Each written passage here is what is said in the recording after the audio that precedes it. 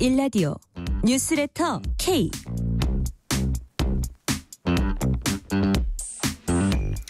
안녕하세요. 뉴스레터 K 진행하는 KBS 전종철 기자입니다.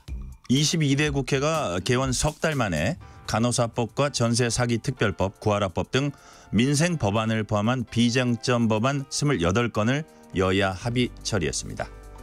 대통령실이 오는 30일로 예정됐던 윤석열 대통령과 한동훈 대표 등 국민의힘 지도부와 만찬 회동을 다음 달 추석 연휴 이후로 연기했습니다.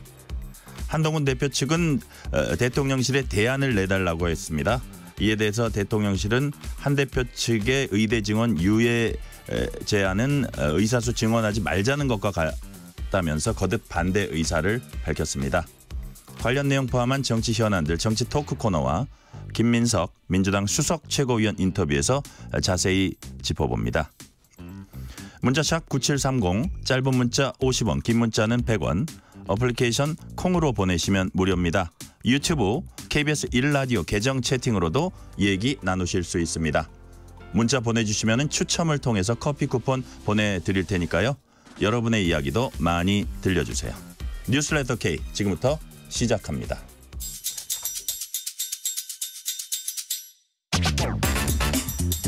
오늘 하루 가장 뜨거운 뉴스들만 골랐습니다. 뉴스레터 K 정치 토크 손수조 정책연구원 리더스 대표 이동학 전 민주당 최고위원 나오셨습니다. 어서 오세요. 안녕하세요.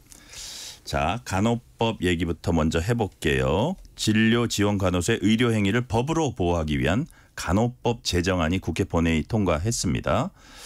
간호법은 지난해 야당 주도로 본회의 통과했다가 윤석열 대통령의 제2요구권 행사로 폐기된 바 있습니다. 손수조 대표님, 여야가 한때 거부권 행사로 폐기됐던 법안을 다시 협의해서 국회 본회의에 통과시킨 배경이 뭡니까? 네, 우선 정부가 이제 수정안을 이제 내놨죠. 이제 그 전에 윤석열 대통령이 거부했던 그 안에는 또 여러 가지 이제 직역 간의 갈등이라든지 직무 범위가 정교하지 못했다는 등 여러 가지 문제점을 안고 있었습니다. 그래서 거부할 수밖에 없었던 상황이었고요. 이제 그 다음에 정부가 그러면 이거는 이렇게 하자, 직무 범위는 이렇게 하자. 또 뭐 논란이 됐던 뭐 지역 사회에서 마치 간호사가 개원을 할 수 있을 것 같이 보였던 그런 부분도 좀 빼고 이러저렇게 여야가 이제 합의를 해서 드디어 일부긴 합니다. 아직까지 뭐 간호조무사의 학력 문제라든지 의견이 안 맞는 부분은 있지만요. 그거는 조금 남겨두고 우리가 합의할 수 있는 것만이라도 합의하자라고 해서 드디어 통과가 됐습니다. 이동학 최고위원님, 네. 쟁점에 있어서 뭐 상당 부분 여당이 야당 의견을 받아들였다 이런 얘기도 있던데 어떤 부분 쟁점이 이렇게 좀 좁혀진 거며 그리고 요 자체를 어떻게 평가하십니까? 그러니까 주요 쟁점은 간호사들의 업무와 책임 범위였어요. 네네. 이제 그게 업무 범위를 이제 시행령으로 정하기로 하면서 이게 극적 타결이 된 것이었거든요. 그래서 기본에 이 간호사가 의사도 아닌데 자기 책임하에 혹은 그것이 의사도 아닌데 자기 행위를 할 수밖에 없었던 또 상황 속에서 불법적 요소가 있었던 것이었거든요. 그러니까 사실상 불법을 행하고 있었던 거예요. 그래서 그거를 이제 자격을 정확하게 구축을 했고 그걸 통해서 어느 정도까지는 할 수 있도록 이 여지를 둔 겁니다. 근데 이게요 이미 2005년도부터 19년 전부터 법안이 나왔던 거예요. 그래서 의료 현장에서는 늘 의사의 영역이 어디까지냐, 간호사의 영역이 어디까지냐, 누가 이런 일들을 해야 되는가 하는 것에 대한 이게 왈가왈부가 있었거든요. 의사들이 계속 반대를 했겠네요. 그렇죠. 계속 반대를 했었죠. 왜냐하면 더 포괄적으로 본인들이 더 많은 어떤 권한을 갖고 있어야 된다는 생각을 하고 있었겠죠. 그런데 계속 뭔가 지시를 하면 법에 없는 내용을 지시를 하니 간호사들 입장에서는 이건 부당하다고 또 생각했겠죠. 그런데 일종의 뭐 상하관계라고 해야 될까요? 같은 의료 동료인들이지만 권한이 의사에게 훨씬 더 많기 때문에 간호사들은 그것을 군말 없이 또 따라야 되는 현실도 있었고요. 그래서 그런 것들이 이제 계속해서 민원성으로 제기되다가 법안으로 2005년도부터 올라오기 시작했는데 이 19년 만에 이제 빛을 보게 된 겁니다. 자, 대한의사협회는 반발하고 나섰습니다. 단식 중인 임현택 의협회장은 간호법 제정 시도 즉각 중단하라. 요구를 받아들이지 않으면 의료를 멈추겠다고 밝혔습니다. 의료를 멈추겠다. 투쟁 방식일 수는 있지만 국민 생명을 볼모로 한 투쟁, 의사들이 의료 현장을 떠나는 투쟁 이런 행태. 자, 손수조 대표님 어떻게 보세요? 의사가 국민 생명을 볼모로 이렇게 투쟁을 한다는 것 자체가 그 의제 자체가 굉장히 우리에게 참 잘 와닿지 않고 공감하기 힘들죠. 예. 그렇기 때문에 많은 이제 국민들께서 이 의협의 투쟁에 대해선 그렇게 지지를 보이지는 않는 것 같아요. 예. 그런데 그렇다고 우리가 그대로 둘 수는 또 없지 않습니까? 그래서 여야의 또 여러 가지 얘기가 나오고 있는데 참 정부와 이 의협이 아주 평행선이에요. 의협 입장에서도 전면 백지화를 하라는 거예요. 의대 증원에 대해서 할 수가 또 없는 거고요.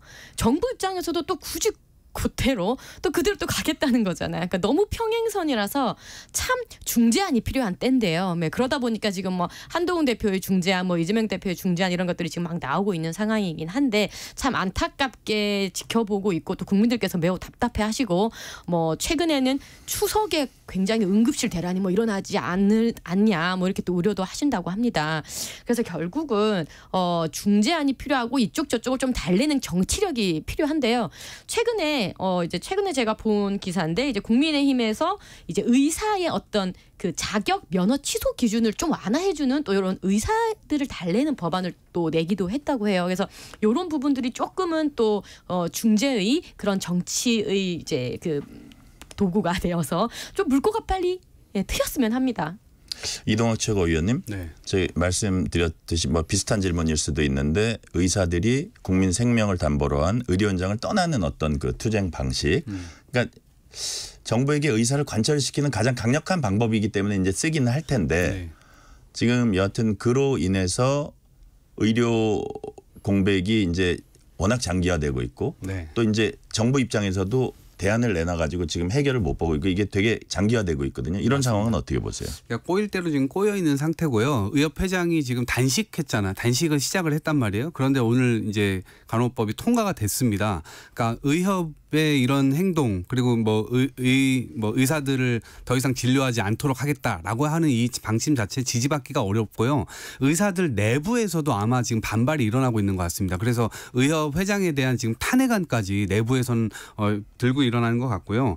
그다음에 이게요. 문제가 있긴 있어요. 이 간호법이라는 게 또 완벽하지 않잖아요. 그래서 결국 앞으로 논의해 가야 되는데 어떤 지점이냐면 이게 그동안 전공의들의 존재 때문에 저비용 고효율을 추구해 왔단 말이에요. 그래서 현장에서는 그렇게 있었어요. 왜냐하면 굉장히 좋은 인력들을 굉장히 싼 단가에 그냥 썼던 거예요. 그걸 수련시켜준다는 어떤 의미로요. 네. 그런데 지금 전공의들이 돌아오고 있지 않은 상황에서 결국엔 어쩔 수 없이 이제 간호사들의 역량이 필요하다라고 하면서 이 법안을 통과시키게 된 것인데 결국엔 저비용으로 또다시 계속해서 이 고착화시키는 거 아니냐 이런 의문이 또 있거든요. 그럼 전공의들을 돌아오지 않도록 한 체계에서 의료 이 구조를 계속 가져갈 거냐라고 하는 의문이 생길 수밖에 없어요. 그래서 이 지점에서는 당연히 저는 앞으로 또다시 이 논의를 좀 해가야 될 부분이라고 생각하고 보완될 지점들은 앞으로 굉장히 많을 것 같습니다. 이동학 최고께 하나만 더 여쭤볼게요. 간호수사가 대다수인 이제 보건의료노조 내일 총파업 예고해 놨습니다. 이번 간호법 통과가 그 파업 움직임에 영향을 좀 미칠까요? 아무래도 그럴 것 같습니다. 그래서 저는 통과됐으니까 이 부분에 대해서는 아마 파업을 좀 철회하지 않을까 싶어요. 그래서 철회 가능성이 높아 보인다. 네, 철회 가능성이 높고요. 그다음에 어쨌든 이 법안들에 대해서는 19년 만에 또 빛을 보게 됐고 차후에 또 이거 완벽하게 또 통과된 게 아니거든요. 그래서 결국에는 또 차제에 논의해 가야 될 지점들도 있기 때문에 파업을 하면 또 국민적 지지받기도 어려울 거예요. 그래서 지금 이참에서는 결국 물러나서 같이 좀 보완하는 데 좀 힘을 기울이지 않을까 싶습니다. 자, 지금부터는 의대 증원 관련 여권 내 이견 그 부분을 좀 집중적으로 짚어볼게요. 한동훈 대표가 오늘 국회 보건복지위 소속 국민의힘 의원들 전원을 당대표실로 이제 소집해서 의정 갈등 해소 방안이라든지 뭐 간호법 처리 문제 등이라든지 이런 전반에 이제 논의했다고 하는데 정부 입장은 2026년도 입학 정원을 의협과 이제 25년도는 어차피 배가 떠났으니까 이거를 손을 댈 수는 없다는 게 이제 정부 입장이고 그래서 26년도부터는 그 정원을 한번 테이블에 앉아서 논의해 보자인데 한동훈 대표 입장은 손수저 대표님 그렇다면 2026년도를 증원을 하지 말자. 거죠. 예. 그래야 의사들이 테이블에 돌아올 수 있다고 보는 건가요? 그나마 그게 중재안이 되지 않겠냐. 그보다 더 좋은 게 있으면 좀 가르쳐달라 뭐 이런 식으로 좀 얘기를 한 건데요. 근데 이게 또 그러니까 대통령실에서 반대를 하니까 네. 그럼 대안을 내달라 그럼 그랬잖아요. 더 좋은 게 뭐가 있습니까? 이렇게 예. 역제안을 또 하신 거죠. 네. 거기에 대해서 대통령실은 증언하지 말라는 것과 같다며 또 반대 의사를 피력했더라고요. 네, 대통령실은 그냥 뭐 한 채 양보도 지금 없어 보여요. 그대로 가야 한다. 의료인이 이 의료 현장을 떠난 거에 대해서 어떻게 정부가 물러설 수가 있냐 또 이런 입장이신 것 같아요. 그러다 보니까 이 또 이제 추경호 원내대표 입장에서는 또 대통령실을 지지했어요. 정부 입장과 우리는 또 같이 간다. 사전에 심도 있게 구체적으로 논의한 적 없다. 이게 물론- 추경호 원내대표 워딩이에요. 예, 물론 코로나로 며칠 안 계시긴 했었어요. 그래서 뭐 심도 깊게 논의할 시간이 없으셨던 걸 수도 있긴 한데 어쨌든 당 대표와 원내 대표의 보이스가 메시지가 지금 다르게 나온단 말이에요. 그럼 이거 굉장히 곤란한 거죠. 그러면 당 대표는 당을 장악하지 못했나? 그러면 당과 정은 계속 갈등인가? 이렇게 보여질 수밖에 없지 않습니까? 근데 여기에다가 또 불을 더 지핀 것이 이재명 야당 대표가 또 한동훈 대표를 지지하고 나섰어요. 그래, 이 유예 방안이라도 받아들여야 된다. 대통령실이 너무 한동훈 말을 무시하지 마라. 또 이런 식으로 나와버렸어요. 굉장히 지금 또 꼬일 대로 꼬여버린 메시지가 꼬여버린 상황입니다.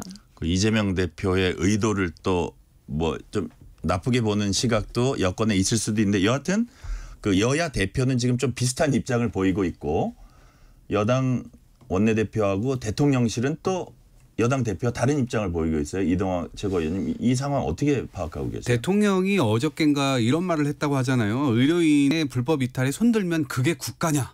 여전히 이제 의사들을 공격하고 있는 모양새예요. 그리고 지난 대통령으로서 어떤 정치라든가 뭐 통치라든가 혹은 서로 통합하려고 하는 봉합하려고 하는 그런 노력이 아니라 여전히 지금 적으로 좀 상정하고 있다는 생각을 많이 드는데요.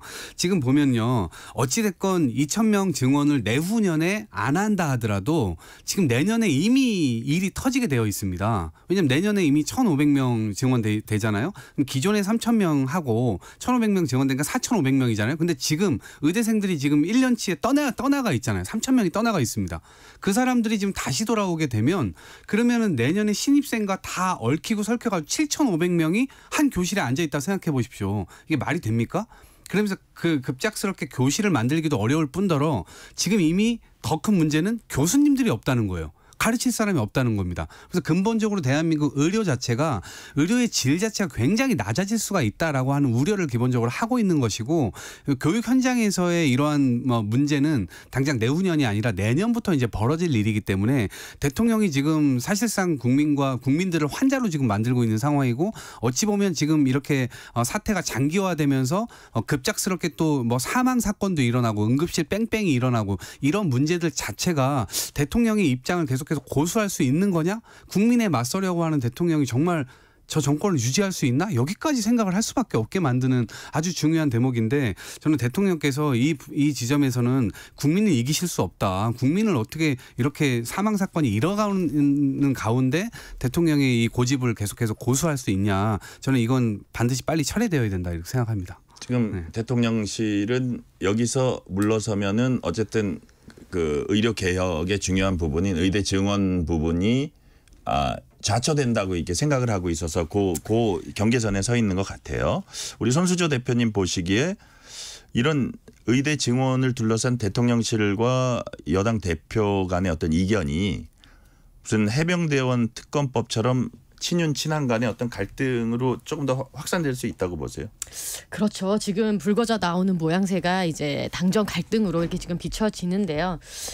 사실 이제 윤석열 대통령 입장에서는 그 의료 개혁이라는 큰 아젠다에 대한 굉장히 의지가 있는 걸로 보여집니다. 그리고 그 의료 개혁의 가장 큰 도구로서 이제 의대 증원을 지금 얘기를 하시는 건데 조금 이제 유연하게 이걸 좀 풀어갔으면 해요. 저도 굉장히 안타깝게 지켜보고 있는데 좀 대통령실에서 지금 우리 이제 국회에서 여러 가지 민생 법안들을 서로 조금씩 한 발씩 양보하면서 타결을 했지 않습니까? 그런 것처럼 이 의대 증원 문제나 의료 개혁 문제도요. 사실 조금씩 한 발씩 뒤로 물러가고 뭔가 합의점을 찾으면 찾을 수 있는 건데 너무 이게 유연하게 대처하지 못하는 것 같아요. 그래서 이런 부분들을 지금 너무 이제 한동훈 대표와 윤석열 대통령실 간의 갈등으로 계속 비춰지게 하지 말고 한동훈 대표도 이거를 왜 추경호 대표라든지 원내에서 충분히 상의하지 않고 바로 이제 이거를 또 이렇게 그 라인을 그렇게 했는지 좀 의문스러운데 이런 부분을 좀 이렇게 유연하게 할 수 있는 방법들을 좀 찾았으면 좋겠어요. 충분히 가능하다고 좀 보거든요.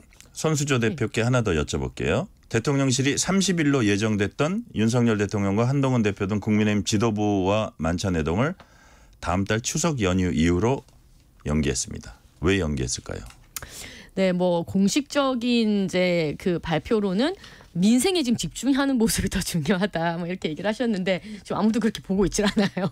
굉장히 의대 증원 문제와 같이 메시지가 지금 이렇게 이게 파열음이 나는 속에서 이제 식사는 안 하시다 보니까 바로 개혁신당 허은하 대표 이렇게 얘기하죠. 윤 대통령 삐져서 밥 안 먹는다. 이렇게 지금 나온단 말이에요. 그러니까 뭔가 이 메시지를 내고 어떤 그 시국에 있어서 그런 이제 얘기를 할 때는 이게 우리의 의도도 물론 중요하지만 이게 어떻게 받아들여질 것인가도 굉장히 중요한 이제 정치력이라고 보는데 부족하다고 봅니다, 저는. 자, 이재명 대표 얘기를 제가 이동학 최고위원께 여쭤볼게요. 아까도 우리가 잠깐 언급했지만 10년 목표를 분산하는 방법도 있지 않겠냐 이런 제안을 하면서 이재명 대표 뭐라 그랬냐면 정부에서도 한 대표 제안을 배관시하지 말고 이 방안을 포함해서 의료 붕괴를 막기 위한 근본적 대책을 고민해달라고 말했습니다. 네. 자, 의정 갈등 출구 모색에 여야 대표가 모처럼 한 목소리를 낸 그런 모양새인데 이런 제안이랄까 이런 발언이 오히려 대통령실과 여당 대표 간의 관계를 더 애매하게 만들지 않을까요? 어떠리라고 보세요? 아니 뭐 애매하다라기보다는 네. 저는 지금 그 부분 정치인들의 어떤 사감 이런 것들이 지금 작동될 이 공간 자체가 없다고 봐요. 국민들은 되게 시급한 문제예요. 시급하다. 예, 오늘만 해도요. 굉장히 많은 뭐 분들이 아마 의료 이용 현황 안내라고 하는 편지를 받았을 겁니다. 네, 여기에 네. 보니까 뭐냐면 7월부터 연간 외래 진료 365회 초과 이용 시 본인 부담률이 90%로 올라갑니다. 이렇게 되어 있어요. 그러니까 이게 어쨌든 의료 보험료도 내고 세금 내고 이렇게 지금 다 하고 있는 상황에서 국가라고 하는 존재 자체가 계속해서 희미해져 가고 있는 것이거든요. 근데 그런 상황에서 지금 기분이 좋네 나쁘네 이걸 따질 상황은 아니라고 봐요. 근데 어찌 됐건 의료 공백 사태가 굉장히 장기화되면서 장관 차관 도대체 이분들 뭐 하시는 분들인지 모르겠습니다. 물론 대통령이 뒤에서 버티면서 너희들 절대 거기서 움직이지 마라고 하니까 본인의 소신 철학 다 꺾고 지금 대통령의 의중만 살피고 있는 그런 상태라고 보여지는데 저는 더 큰 문제가 지금 여당의 원내라고 봅니다. 원내대표가요. 사실은 한동훈 대표가 민심과 당심을 얻어서 대표가 됐으면 사실은 거기에 힘을 좀 실어줘야 되는 거예요. 그런데 여전히 원내 대다수 영남 국회의원들부터 해서 중진들 뭐 이런 분들을 전부 다 대부분 다 대통령의 심기만 살피고 있는 겁니다. 그러다 보니까 당심과 민심을 얻었다 하더라도 결국은 당심과 민심으로부터 멀어지는 결과를 계속해서 초래하고 있는 거거든요. 그 차원에서 야당 대표가 이런 문제를 제기했다 손치더라도 그것이 뭐 이 관계를 좀 나쁘게 한다 이런 류의 해석보다는 실제로 국민의 민생을 살리기 위해서 여당과 정부가 좀 더 책임감 있게 나서주라는 어떤 주문으로 읽어야 되는 것 아닌가 이렇게 생각합니다. 자, 이동학 최고께 하나 더 연달아서 여쭤볼게요. 여당 내 여권 내 일각에서는 복지부 차관을 교체를 건의하는 방안까지 이제 검토되는 것으로 알려졌습니다. 나경원 의원 같은 경우에는 이 정도로 오랫동안 수습하지 못했다면 책임자는 물러나야 된다 이런 말을 했고요. 이게 대통령실 관계자는 전혀 검토된 바가 없다 이렇게 밝혔고 이동학 최고 보시기에 의정 갈등 장기화 관련해서 부처 책임자 교체가 필요하다고 보세요? 저는 필요하다고 보지만 이 교체를 한다고 해서 이 문제가 해결될지는 미지수입니다. 왜냐하면 지금 차관 같은 경우는 그동안 의사를 의세라고 이제 발언을 하면서 사실상 의사들을 굉장히 농락하지 않았습니까? 그 국민들이 보는 앞에서 그런 것들을 언론 앞에서 이야기를 했고, 그러니까 당연히 의사들도 감정적으로 상할 수밖에 없었던 거죠. 그러니까 이 정책을 추진함에 있어서 국민적 지지가 굉장히 컸던 사안임에도 불구하고 이 관리에 실패함으로써 지금 국민들이 오히려 위기감을 느껴서 이거 더 이상 이렇게 가면 안 되겠다라고 하는 생각까지 드는 정도입니다. 그러니까 그 지지가 완전히 철회되고 있는 상태이기 때문에 그 과정 관리는 잘못했다라고 생각을 하는데 어찌됐건 바꾼다 하더라도 대통령의 태도가 변화되지 않으면 결국엔 누가 들어오더라도 대통령 눈치 볼 거 아닙니까? 그런 차원에서 보면 국민의 희생과 고통은 계속 커질 수밖에 없는 거 아닌가 이렇게 생각합니다. 손수저 대표님은 이 부분 어떻게 보세요? 그러니까 지금 의료 개혁 을 해야 한다는 이 대전제에는 사실 우리 모두 동의하고 많은 공감을 얻는다고 저는 생각을 해요.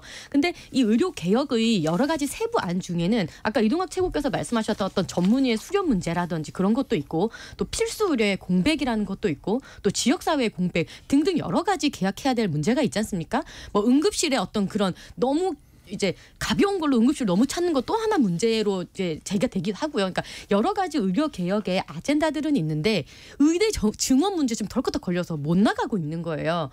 근데 이런 것들을 이제 실무자가 바뀐다고 해서 이 모든 실타래가 풀릴 것이냐? 그것은 미지수라는 것은 저는 동의합니다. 예.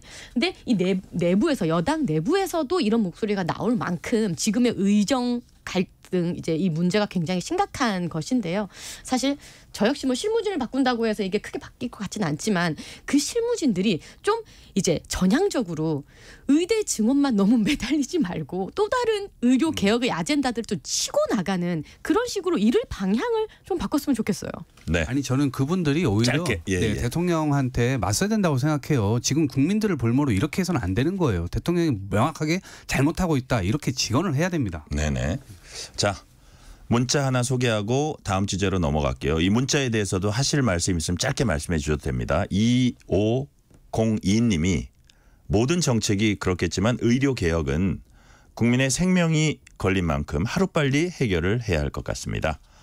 정부든 의협이든 국민만 바라본다면 과연 이런 일이 있을 수 있을까요? 손수조 대표님 짧게 한마디 해주시죠. 이 문자에 대해서. 네, 너무 각자의 그 어떤 의견을 너무 이제 많이 이렇게 평행선을 달리고 있는 것 같은데 이거에 대해서 정말 진짜로 더 본질적으로 파내기 위해서는 각자의 그 의견을 조금씩은 양보할 필요가 있다. 저는 이 부분을 좀 강조하고 싶습니다. 네, 이동학 최고위원님은. 선무당이 사람 잡는다는 얘기가 있습니다. 저는 무면허 운전자가 지금 운전을 하고 있기 때문에 굉장히 위험한 상황이다라고 말씀드립니다. 네.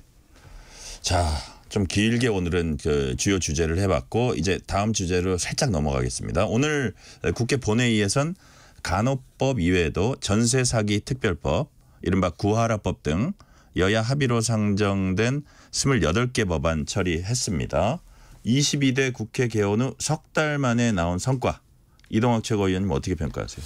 그동안 계속 무드가 좋았죠. 그래도 한동훈 대표 체제 들어와서 뭐 여야 대표가 만나냐 안 만나냐라고 하면서도 결국 원내 부대표들끼리도 계속 만나고 정책위 의장들끼리도 계속 만났어요. 그래서 네. 이 정책 조율을 한 것으로 알고 있고 저는 어쨌든 이런 것들이 합의 처리된다라고 하는 것에 대해서는 굉장히 중요한 이 모멘텀이 될 것이다라고 생각하고 앞으로도요. 비쟁점 법안에 대해서는 계속해서 지속적으로 협의해 나가면서 계속해서 이 통과시키겠다라고 하는 의지를 서로 보여주고 있기 때문에 참 좋은 상황이다라고 생각을 하고요.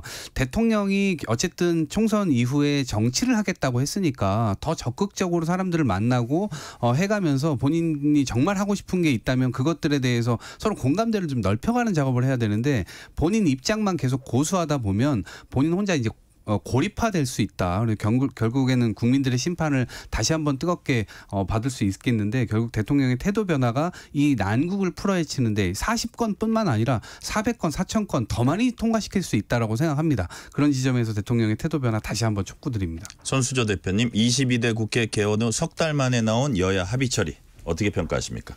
네, 오늘 정말 오랜만에 본회의에서 웃음소리가 났다고 해요. 막 서로 여야의 웃음소리가 났다고 하는데 그러니까 이제는 이 정치를 정쟁이 아닌 정말 이 민생을 추구하는 것을 해야 한다는 공감대가 나온 것 같아요. 한동훈 대표의 국민 눈높이, 이재명 대표의 먹고 사는 먹사니즘 이런 것들이 큰 아젠다들이 잘 맞물려서 이제는 뭔가 합의를 해서 민생을 해결해 나는 그런 국회 모습을 보여야 되겠다는 아주 큰 공감대가 생성된 것 같은데 하지만 아직까지 또 여러 가지 또 정쟁을 해야 되는 부분들이 있죠. 뭐 최상병 특검법이라든지 25만 원 지원법이라든지 남아 있지만 그런 부분들도 좀 이제 뒤에서 서로 좀 만나면서 좀 조율하세요. 그러면서 좀 되는 부분까지는 그래도 통과하고 안 되는 부분은 계속 조금 남겨두면서 계속 서로 얘기를 많이 하면서 조율하는 그런 모습을 기대합니다. 이런 말씀이시군요. 투트랙으로 싸우는 싸우는 그 부분들, 그 다음에 안 싸워도 되는 부분들은 당연히 하고 싸우는 부분들도 잘 조율해라. 이렇게 이제 말씀하셨는데 자 민주당은 윤석열 대통령이 앞서 제2요건 행사한 방송사법, 25만 원 민생지원금법 그리고 노란봉투법 등 쟁점 법안에 대한 재표결하겠다고 했지만 그 시점을 9월로 미뤘습니다. 9월 26일 본회의 한 달이나 미룬 이유 이동학 최고위원님 뭡니까? 아무래도 민생이 지금 시급하기 때문에 쟁점 법안을 계속해서 들고 있다고 하면 결국에는 뭐 정쟁밖에 또 남지 않겠습니까? 그리고 이미 대통령께서 거부권을 굉장히 여러 차례 행사를 했기 때문에 이거를 또다시 발의한다 하더라도 여야의 정쟁과 대통령 거부권으로 돌아올 것이 또 명확관화하기 때문에 우선은 민생 법안을 먼저 처리를 하자라고 해서 오늘도 이제 40여 건을 통과시켰던 것이고 앞으로도 이 비쟁점 민생 법안 토론에 대해서는 계속해서 지속을 하면서 9월 달에 이런 것들 통과되길 바라고요. 또 하나 말씀드리면 지금 이제 거의 국회 개원한 지 100일 가까이 돼가요. 근데 아직도 개원을 못했거든요. 개원식을 못했습니다. 개원식을 못하고 지금 국회의원들이 계속 이 출퇴근을 하고 있는 상황인데. 이런 적이 있었나요? 이런 적이 있긴 있었습니다. 있긴 있었나요? 네, 있긴 있었는데 국민들이 보시기에 어쨌든 이런 국회를 원했던 건 아니실 겁니다. 그러니까 국회의원들도 당연히 정당 간에도 그런 합의를 모색해가는 그런 과정들을 계속해서 국민들 앞에 보여주실 필요가 있고 차제 9월 정기국회가 시작할 때는 개원식을 정식으로 하고 국회의원들도 선서를 정확하게 하고 국민 앞에 더욱더 책임감 있는 모습으로 나서주셨으면 좋겠다 말씀드립니다. 손수조 대표님 지금 방송사법 25만 원 민생지원금법 이거 아주 이제 민주당에서 뭐라 그럴까요? 작심하고 이제 추진하고 있는 것들 노란봉투법들 이런 것들 한 달을 미뤘다. 뭐 일주일도 아니고 그럼 좀 어떻게 약간 절충을 해서라도 통과했으면 좋겠다는 야당의 의지가 엿보이나요? 그 사이에 이제 추석이 있지 않습니까? 예. 추석 민심, 밥상 민심이 또 중요하기 때문에 이 추석 밥상 민심에 싸우는 모습을 들고 오고 싶지는 않고 싶다는 그 여야의 그 네. 공감대가 있는 것 같고요. 그리고 보면은 간호법도요. 모든 그 법안에 대해서 다 동일한 목소리를 내는 건 아닙니다. 그 안에서 뭐 간호조무사의 어떤 학력 문제라든지 네. 이렇게 합의가 안 된 부분은 남겨두고 되는 것만 하는 아까 말씀드렸던 투트랙으로 이렇게 하는 부분이 있거든요. 마찬가지로 25만 원 뭐 민생지원법 같은 경우도 또 민주당에서 어느 정도 선별적으로 하자고 조금 이렇게 하게 되면은 물꼬를 틀 수도 있는 부분이고요. 네. 노란봉투법 역시 모든 그 뭐 5조 6조 다르고 또 다릅니다. 그래서 그 부분에서 어느 정도 여야가 합의할 수 있는 부분들은 먼저 통과를 빨리 시켜버리는 좀 그런 방법들이 좀 필요하지 않나 싶어요. 오늘은 여기까지 말씀 듣겠습니다. 손수조 정책연구원 리더스 대표 이동학 전 민주당 최고위원이었습니다. 말씀 감사합니다. 감사합니다. 고맙습니다. 실시간 교통 상황 알아보겠습니다. 라디오 교통정보센터 김민희 리포터 나와주세요. 네, 도로 위로는 돌발 구간이 많습니다. 부산 외곽고속도로 창원 쪽으로 철마 4터널 1차로에서는 사고가 났고요. 영동고속도로 인천 쪽으로 여주분기점 부근의 정체는 작업 여파입니다. 더 가서 용인휴게소 부근 갓길에서는 사고를 처리하고 있습니다. 중부고속도로 하남 쪽으로 곤지암 부근 사고 역시 갓길에서 처리하고 있고요. 반대 남이 쪽으로 남이천 부근 2, 3차로에서는 작업을 하고 있어서 부근으로 차량들 서행합니다. 서울시내 강변북로 일산 쪽으로 동작대교 부근에서도 사고를 처리하고 있고요. 같은 방면 올림픽대로에서도 한남대교 부근 3차로에서는 고장난 차를 처리하고 있습니다. 그 밖에 내부순환로 성산대교 쪽으로 사근램프 부근 3차로에도 고장난 차가 서 있습니다. KBS 교통정보센터였습니다. 퇴근길 당신과 함께 읽는 세상 이야기 KBS 1라디오 뉴스레터 K 뉴스레터 Yeah we got the news 바쁜 일상 속에 정보를 주는 우리 시간을 함께 보내는 거야 뉴스레터 Yeah we got the news 세상 가장 뜨거운 이슈 딥페이크와 해킹 등 인공지능 AI를 활용한 범죄로 전 세계가 골머리를 앓고 있습니다. 최근 우리나라 한 대학에서 여학생 얼굴에 음란물을 합성한 딥페이크 영상물이 유포된 데 이어서 텔레그램 대화방에서도 딥페이크 영상물이 발견되면서 사회적 파문이 커지고 있습니다. 사진도 합성에 이용된 건 아닌지, 나의 사진도 합성에 이용된 건 아닌지, 또 내 자녀의 사진도 합성에 이용된 건 아닌지 이런 우려도 지금 커지고 있는 그런 상황인데요. 딥페이크 영상물 유포 현황과 그 대처법, 김덕진 IT 커뮤니케이션 연구소장과 함께 짚어봅니다. 김덕진 소장님 어서 오세요. 네, 안녕하세요. 반갑습니다. 김덕진입니다. 대통령과 여야 대표가 한 목소리로 딥페이크 성범죄 근절 대책을 강조하는 걸 보니까 네. 상황이 꽤나 이제 심각한 모양인데요. 피해자 중에 중고등학생들 들어있고 공포에 질린 학생들이 스스로 SNS 계정을 삭제하기도 하고요. 프로필에서 얼굴 사진 내리고 있다고 합니다. 구체적으로 어떤 사건입니까? 네, 일단 딥페이크 뭐 많이 들어보셨겠지만 간단하게 이제 용어 설명하면 딥이 이제 AI의 딥러닝 기술을 얘기하는 거고 네. 페이크는 속이다. 그러니까 AI 딥러닝 기술 갖고 속이는 건데 뭘 속이느냐? 우리가 보통 이제 영상 속에 있는 인물들의 얼굴을 이제 바꾼다거나 이걸 페이스 스와핑이라고 하는데요. 아니면은 또 이제 사진 속에 있는 이미지들을 그럴듯하게 바꾸는 이런 기술들을 말합니다. 근데 이 기술이 예전에 우리가 말한 알파고 이제 네. 2016년에 있었던 그 딥러닝 전후 때부터 아주 이제 발전의 속도가 빨랐어요. 그래서 예전에는 이제 합성을 하려면 되게 조악하기도 하고 또 여러 장의 사진이 필요하거나 시간이 오래 걸렸는데 이런 것들이 이제는 뭐 한 장 혹은 한두 장의 사진만으로도 아주 감쪽같이 바꿀 수도 있게 됐고 그리고 이제 속도도 너무 빨라지다 보니까 이 기술을 잘 쓰면 좋지만 반대로 이제 이걸 악용하면은 좀 심각할 수 있다라는 양날의 검에 대한 이야기는 이제 상당히 오랫동안 나왔었습니다. 그런데 이제 이 딥페이크, 그러니까 이 딥페이크란 말 자체가 범죄는 아니죠. 근데 네. 딥페이크를 활용한 이 범죄들이 이제 일어나기 시작을 하는 건데 예를 들면 말씀하셨던 것처럼 이번에 이슈가 됐던 게 한 대학에서 여학생의 얼굴을 음란물에 합성을 해서 영상물을 유포했는데 이게 이제 텔레그램 대화방을 통해서 퍼졌단 말이에요. 그래서 그거에 대해서 실제로 이제 조사를 하다 보니까 이게 대학생뿐만 아니라 중고교생 등 미성년자는 물론 뭐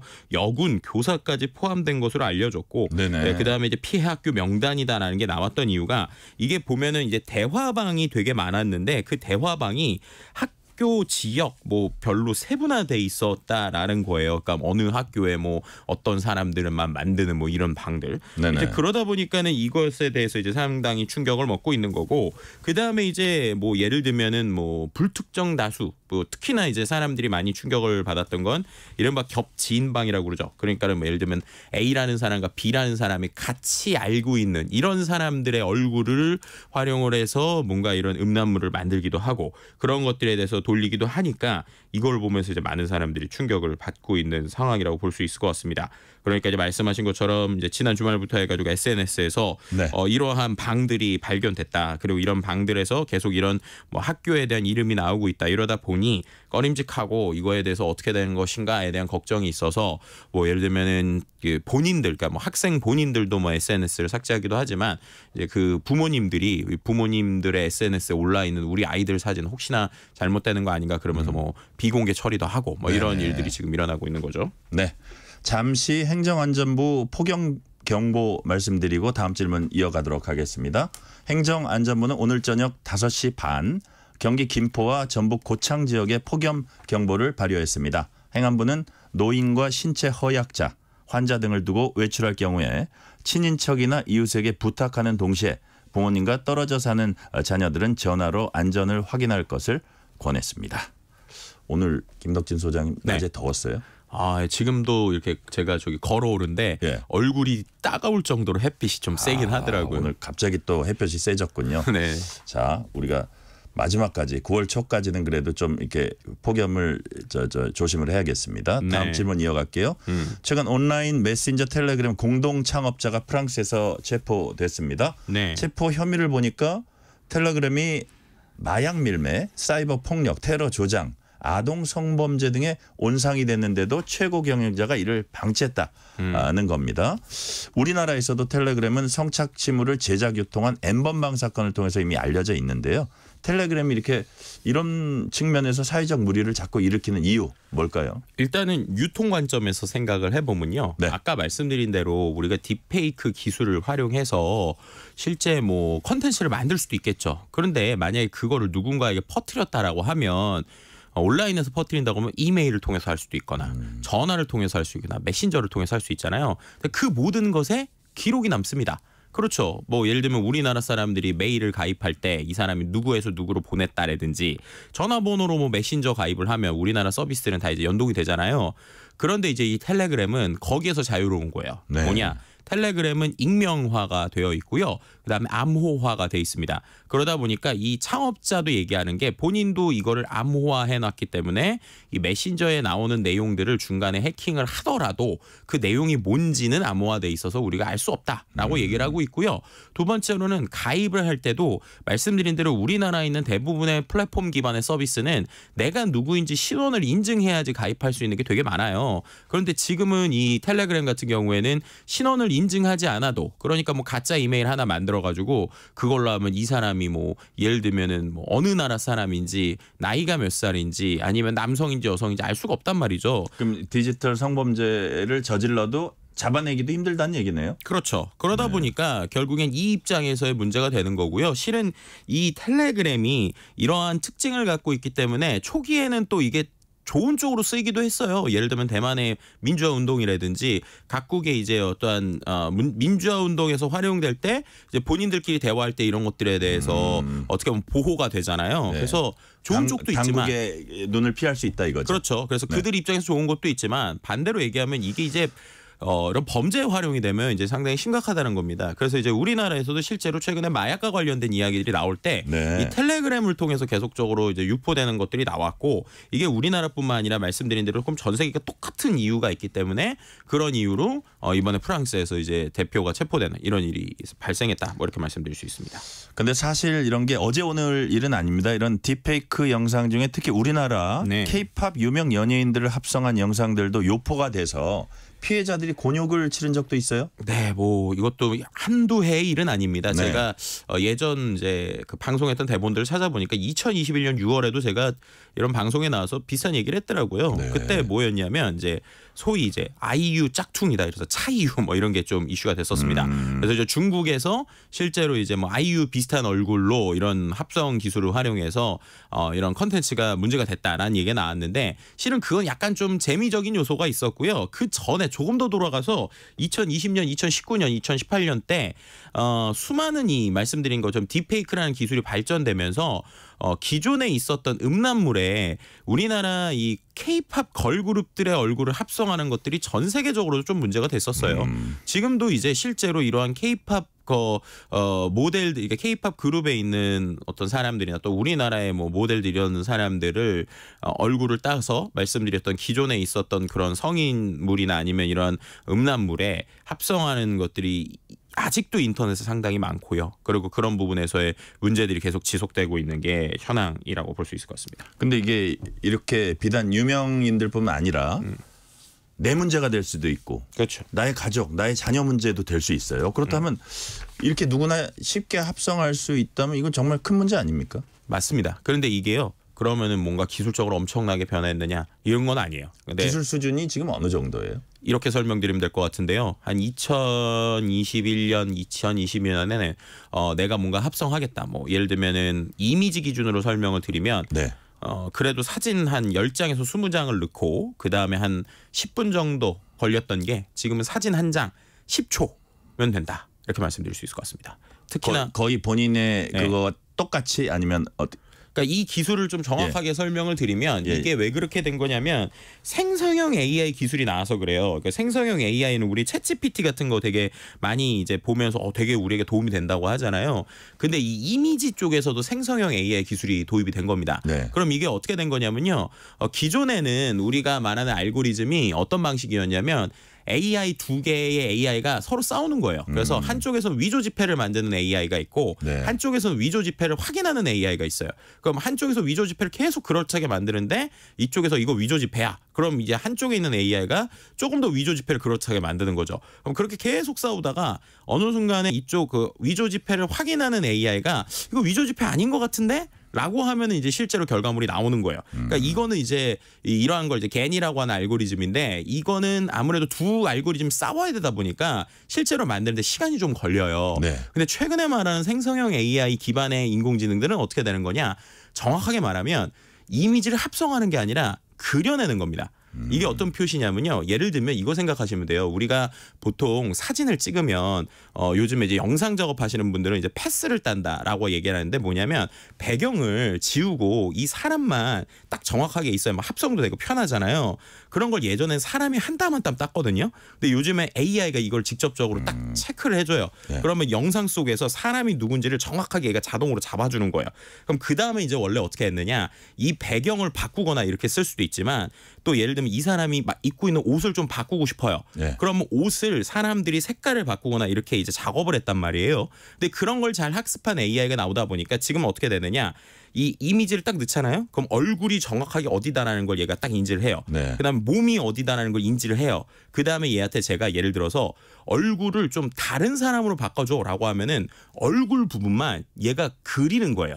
근데 그리는 건데 그림처럼 그리는 게 아니라 전 세계에 있는 수많은 사진들을 이제 네. 학습을 했으니까 원리는 그리는 건데 결과는 사진하고 비슷한 겁니다. 그러니까 어떻게 되느냐? 갑자기 인종이 바뀌거나 아니면은 머리가 긴 머리에서 짧은 머리로 바뀌거나 이런 것들이 지금 되고 있어요. 근데 이 기술이 쇼핑몰이나 이런 데 쓰면 정말 좋은 기술이죠. 왜냐하면 네. 우리가 이미지 하나 만들어 놓고 모델을 여러 개로 만들거나 아니면은 되게 많은 옷을 입고 있는 형태로 만드니까. 근데 반대로 이게 악용되면 똑같은 거죠. 예를 들면 이거를 옷을 바꾸는 게 아니라 나체의 몸을 만들 수도 있는 거예요. 네. 그럼 그런 것들을 결과물로 보게 되면 사람들은 이거는 실제인 것 같은데 라고 하니 이 사람은 그렇지 않은 그러니까 그런 사진을 찍지도 않았는데 보는 사람들 입장에서는 AI가 그려낸 거지만 이거는 마치 합성된 것처럼 느끼게 되는 이런 구조를 가지고 있습니다. 근데 이제 그런 사람들이 아무래도 딥페이크 뭐 영상물 이렇게 만들 때 네.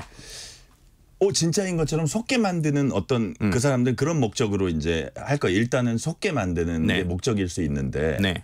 그렇다면 이게 일반인들도 속게 만들 수 있도록 이게 시스템이 그렇게 갖춰져 있습니까? 그러니까 이게 이제 저도 이번에 조사를 하면서 상당히 충격적이었는데 네. 실은 이런 것들이 예전에는요. 그래도 좀 프로그래밍을 할 줄 알거나 복잡한 시스템으로 해야 됐어요. 근데 네. 이게 지금 업그레이드가 돼서 일단은 만드는 코드들도 온라인에 오픈 소스로 되게 많습니다. 오픈 소스라는 건 누구나 이거를 이제 연구한 걸 받아서 자기가 조금만 프로그램 한두 달 정도만 코딩해 본 사람이라도 내 컴퓨터에 설치를 할 수가 있어요. 그럼 그걸 실행을 할 수 있는데 네. 한 단계 더 나가서 이거를 웹 서비스로 만들고 있는 해외 사이트들도 있다는 거예요. 그러면 어떻게 되느냐? 웹 서비스나 앱을 그냥 깔고 그 안에서 몇 번만 클릭을 하면 바로 결과물이 나와요. 그럼 이 사람은 기술적으로 아무것도 몰라도 그냥 웹 서비스에 돈 조금 내면 한 몇백 원 수준 내면 바로 서비스에서 만들어지거든요. 이게 이제 상당히 이제 충격적인 거죠. 자, 미국 대선전에서도 딥페이크가 선거판을 흔들고 유권자들의 판단을 흐리게 하는 허위 정보로 인한 여기에 대한 그런 우려 네. 커지고 있습니다. 미국의 딥페이크 범죄 상황 어느 정도인가요? 몇 가지만 좀 설명을 드리면 지난 2023년 5월 23일 날 어떤 일이 있었냐면 예. 갑자기 SNS에 펜타곤이 폭발했다라는 이제 사진이 올라온 거예요. 네. 이게 어떻게 된 거냐 했더니 이거는 아예 AI가 처음부터 끝까지 그려낸 사진이었습니다. 근데 이제 이거를 갖고 펜타곤이 폭발했다라고 하니까 실제 그거에 대해서 진짜인지 아닌지의 진위 여부가 검증되기도 전에 실제 주가가 한번 흔들리는 일이 있었어요. 이게 요즘에 이제 주가도 이제 AI가 자동으로 어느 정도 계산을 하기 때문에 그런 이벤트가 딱 SNS에 올라오면 자동으로 이제 주식을 파는 거예요. 네. 이런 형태 때문에 실제로 일어나기도 했고요. 또 최근에 이제 그 정치 이슈보다 이제 전 세계적으로 이 딥페이크와 관련해서 가장 이슈가 됐던 게 올해 초인데 올해 초에 이제 그 미국의 유명 가수인 테일러 스위프트라고 하는 사람이 있습니다. 네네. 근데 이 테일러 스위프트가 지금 우리가 얘기되는 것처럼 이런 이제 딥페이크 합성물, 성인물에 노출이 된 거예요. 그래서 이게 SNS에 쫙 퍼졌습니다. 그랬더니 갑자기 미국에 있던 정치인들이 당을 가리지 않고 이게 사회적으로 심각하다 얘기하면서 관련 법안도 만들어야 된다 이런 얘기를 했거든요. 네. 근데 그때 솔직히 왜 그랬느냐? 언론들은 그때 뭐라고 얘기했냐면 미국에서 왜 이제야 난리냐라고 얘기를 했어요. 왜 그랬느냐? 이 테일러 스위프트라는 사람이 미국 MZ세대들한테 일종의 아이콘적인 인물이거든요. 정치인들한테는 정말 눈길이 가는 존재죠. 그렇죠. 그리고 네. 그 테일러 스위프트가 계속 정치적 발언을 하기 때문에 네네. 그 부분에 있어서 이 사람을 지켜야 된다 이렇게 얘기가 나온 거예요. 그러니까 오히려 이러한 딥페이크와 관련된 이슈는 미국에서는 이 우리랑 똑같은 이 텔레그램을 활용하는 이 똑같은 게 이미 2019년에 있었어요. 2019년에 있었고 그때 이제 사람들이 상당히 충격을 받았던 이유는 이 서비스가 되게 혹독하게 만들어졌습니다. 어떤 형태냐? 이게 만드는 걸 하려면 아까처럼 일부에 돈을 내야 된다고 그랬잖아요. 그런데 이제 학생들은 돈이 없잖아요. 그런데 이 서비스들이 어떻게 돼 있느냐? 돈이 없으면 홍보를 하거나 내가 잘 만든 걸 홍보를 하거나 내가 잘 만들었다고 올리면 그걸 갖고 크레딧을 줬거든요. 그러니까 이제 어떻게 되느냐? 이 친구들이 그거를 그냥 퍼나르고 공유를 하는 거예요. 그러니까 이런 문제가 생겼던 게 2019년인데 그 이후로 계속 지금 시간이 지났잖아요. 그때는 왜 가만히 있다가 정치적으로 이슈가 되니까 왜 이제 난리냐? 라는 것들이 이제 그때도 이제 상당히 뜨거웠었죠. 네, 지금 말씀하신 세계 각국의 선거전 이외에도 국가 안보와 관련된 문제까지 AI가 생성한 가짜 뉴스 개입해서 엉뚱한 결과를 초래한다면 이건 정말 심각한 문제잖아요. 그렇죠.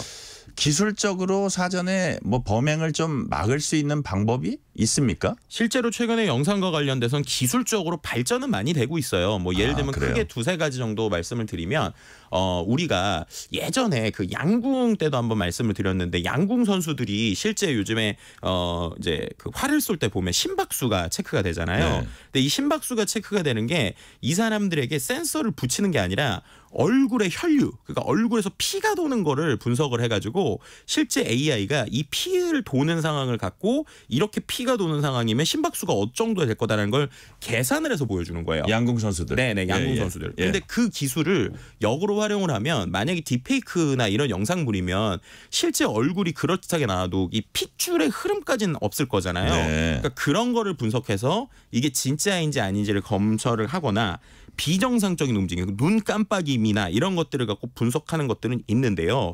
중요한 건 뭐냐? 시간이 오래 걸린다는 거예요. 예를 들면 아까 말씀드린 대로 생성형 영상을 지금은 거의 실시간 수준으로 만들 수 있거든요. 그런데 그렇게 만들어지는 게 진짜인지 아닌지를 확인하고 검증하는 데는 최소 몇 분, 몇십 분이 걸린단 말이죠. 그럼 이게 과연 지금 상황에서 효율성이 있는 기술이냐라고 하는 논란들이 나오다 보니까 이게 기술로 막을 수 있는 게 아니라 실제로 우리가 정책적으로 혹은 우리가 아는 어떠한 사회적인 합의로 이걸 만들면 안 된다라고 하는 것들을 인지하게 하는 게 먼저 아니냐라는 것들이 지금 나오고 있는 이유다라고 말씀드릴 수 있을 것 같습니다. 네. 본인들은 뭐 장난으로 했다 이런 얘기도 하지만 딥페이크 영상 무차별적으로 유포 공유하는 건 심각하고 명백한 중대 범죄 행위입니다. 그렇죠. 이에 대한 처벌 얼마나 무겁습니까? 뭐 실제로 이제 미국에서는요 최근에 디피언스법이라고 그래서 불법 딥페이크 음란물을 제작하거나 이를 알고도 수신한 사람들을 상대로 민사상 손해배상금을 청구할 수 있도록 한 법안이고요. 호주에서는 성착취 불법 합성물에 대한 처벌 근거를 지금 마련하고 있어요. 그래서 올해 6월에 이 딥페이크 성착취물 처벌을 골자로 한 형법 개정안을 발표하기도 했습니다. 영국에서도 딥페이크 음란물 만들기만 해도 처벌을 하는 추진법을 만들고 있고요. 지난 4월에 이제 영국 법무부가 당사자 동의 없이 딥페이크 음란물을 만드는 사람들을 입건해서 무제한 벌금형을 선고하도록 하는 법안을 만들었는데 여기서 이제 공유 의도가 없었다고 그래도 제작을 한 사람이 형사처벌된다는 게 핵심이죠. 우리나라 같은 경우에는 실제로 이제 이러한 이제 성인물에 대한 이슈들만 있지 아직까지 그렇게 막 법이 상대적으로 막 무겁다고 볼 수는 없는 것 같습니다. 네, 이 대목에서 또 궁금한 게 있어요. 딥페이크 영상이 이렇게 주요 SNS에서 확산되는 동안 엄청난 수익 올리는 빅테크 기업들 도대체 뭘 하고 있었습니까? 그러니까 이게 이제 또 이슈인데요. 이번에 정치 앞에만 두고는 이제 이런 가짜 뉴스에 대해서 대응하겠다고 이른바 워터마크를 넣는 방법을 만들겠다라는 거를 이제 빅테크들이 논의를 했어요. 근데 이건 뭐냐? 가짜 영상인 게 파악이 되면 그 뒤에다가 이게 가짜입니다라는 걸 체크할 수 있는 법안을 만들겠다는 건데요. 방식을. 근데 이게 이제 근본적 해결책은 아니라는 얘기가 나오는 거예요. 그럼 근본적 해결책 아까처럼 아예 만들지 못하게 막거나 아니면 자동으로 필터링을 하거나 이런 것들을 만들어야 되는데 이걸 왜 안 하고 있느냐에서는 결론적으로는 결국 돈하고 연결되기 때문입니다. 왜냐 이런 서비스가 들어가잖아요. 그럼 플랫폼이 느려지거나 불편해지고 사용자들에게 컴플레인이 걸릴 수밖에 없어요. 왜냐하면 AI가 처음부터 이걸 잘하는 게 아니라 학습이 돼야 되거든요. 근데 예를 들면 직관적으로 생각해 보면 우리 KBS가 지금 유튜브를 하고 있는데 유튜브로 수익 창출하는데 갑자기 이런 AI 필터 들어가서 갑자기 유튜브 수익 창출이 이틀 동안 멈춰요. 그럼 이제 사람들이 어떻게 하겠냐는 거죠. 근데 그럼에도 불구하고 이게 사회적으로 그런 시행착오를 겪더라도 AI한테 지금 이런 것들을 좀 강력하게 학습시킬 수 있게 돼야 된다는 사회적 합의나 또 비즈니스적으로 손해를 보더라도 이런 걸 해야 된다는 플랫폼에 대한 이야기들이 나오지 않는 이상 이런 것들은 그냥 항상 하겠다 말이지 제대로 적용이 될 수 없다 이런 말씀드리고 싶습니다. 딥페이크 범죄 근절을 위한 대책 마련에 국회가 나섰는데 어떤 내용이 입법에 포함돼야 할까요? 이건 짧게 좀 말씀해 네, 주세요. 이것도 이제 말씀드린 것처럼 이거는 불특정 다수의 어떠한 그 행위를 좀 범죄로 보는 것이 아니라 좀 구조적인 관점에서 좀 접근이 필요한 것 같고요. 네. 그래서 이제 우리가 마치 악플을 요즘엔 법안이 업그레이드되면서 이제 안 달게 됐잖아요. 그래서 네. 저는 악플이 없어지는 흐름처럼 비슷하게 이러한 정책들의 흐름도 가야 된다. 그리고 교육이나 사회적 합의 그리고 이걸 만들면 안 된다라는 사람들의 인지가 먼저 될 수 있도록 좀 다양한 정책들이 필요하다고 말씀드릴 수 있을 것 같습니다. 자, 이제 1분 남았는데 마지막 질문 드릴게요. 네. 자, 유튜브나 SNS 사용하는 개인 사용자들도 이번 사태 계기로 좀 조심할 필요 있어 보이는데 끝으로 그 소장님께서 이와 관련한 개인 사용자들에게 조언 한 말씀 딱 해주세요. 네. 우리 잘못 아니고요. 결국 기술을 쓰는 사람들이 악용하는 건데 한 가지 조심할 것은 너무 많은 내 개인 정보를 노출하는 건 이 맥락상에서 위험할 수 있다. 그래서 뭐 사진을 올리고 이런 것들에 대해서 너무 두려워하진 마시지만 내 그 외의 개인 정보를 너무 많이 노출하는 거는 여러 가지 범죄에 노출될 수 있다라는 걸 말씀드릴 수 있을 것 같습니다. 개인정보 노출 자제하자는 말씀까지 오늘은 듣겠습니다. 지금까지 김덕진 IT 커뮤니케이션 연구소장이었습니다. 소장님 말씀 감사합니다. 네, 감사합니다. 뉴스레터 K 1부 순서 마치고 2부가 이어집니다.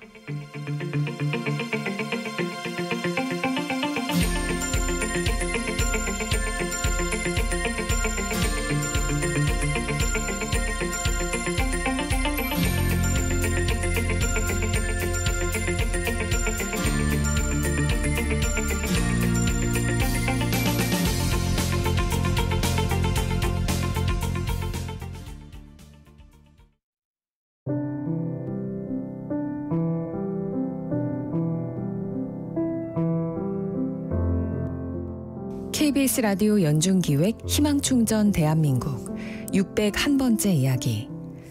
안녕하세요. 아나운서 유지원입니다.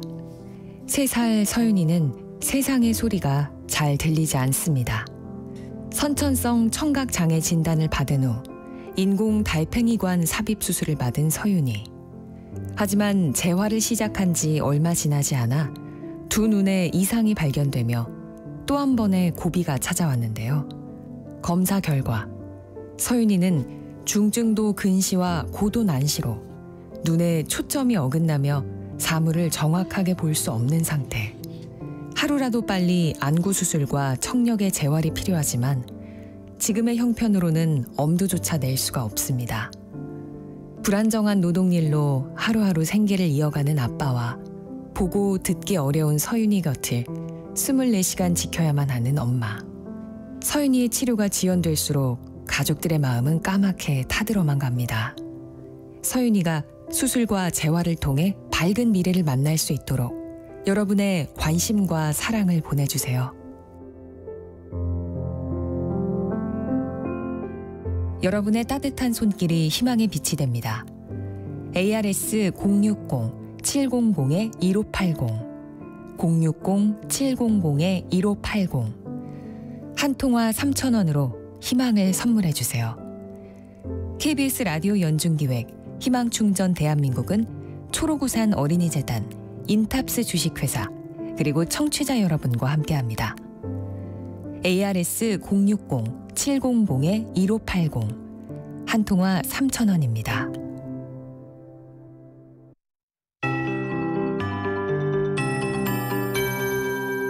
KBS 58분 날씨. 무더위가 완화되나 싶더니 다시 기온과 습도가 모두 올라 서쪽 위주로 무더위가 나타나고 있습니다. 동풍의 영향으로 동쪽은 비바람 때문에 더위가 좀 약화된 감이 있지만 일부 동쪽은 특보가 해제됐지만 대부분 지역에 폭염특보 유지되고 있습니다. 서쪽은 폭염입니다. 내일도 동풍이 불면서 서쪽 지역을 중심으로 매우 무덥겠습니다. 어젯밤 서울은 열대야가 모처럼 사라졌는데 당분간 남해안과 제주엔 열대야가 나타나는 곳이 있겠습니다. 제주와 동해안, 남해안 쪽으로는 비가 계속해서 내리겠습니다. 동풍 영향으로 모레 오후까지 오겠는데요. 영동과 경상권에 또 내일 저녁까지는 제주도에 비가 좀 강하게 내릴 걸로 보입니다. 전반적으로 영동과 동해안 또 제주도 쪽에 5에서 60mm, 제주 산지에는 최대 80mm 이상 오겠습니다. 천둥 번개가 치면서 시간당 20mm 내외 강한 비가 예상되니까 주의하셔야겠고요. 제주에는 강풍이 불겠습니다. 특히 제주 산지 쪽은 초속 25m까지 나올 걸로 보이고요. 오늘 밤부터는 남해안, 내일 새벽부터는 그 밖의 남부지방도 바람이 매우 강하게 불겠습니다. 현재 남해 동부 바깥 먼바다는 태풍특보가 그 밖의 남해상과 제주 해상도 물결 최대 5m 안팎으로 높게 일겠습니다. 지금 서울의 기온 32.5도입니다. 강혜정입니다.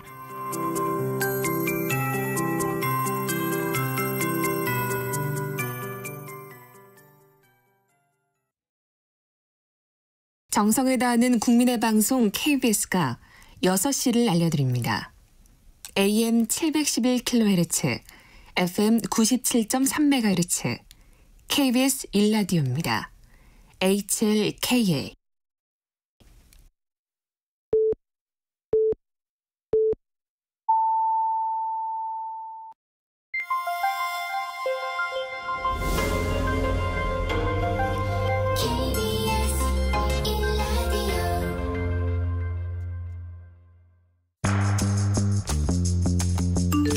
여러분은 지금 퇴근길 시사편지 한 장, KBS 1라디오 뉴스레터 K를 듣고 계십니다.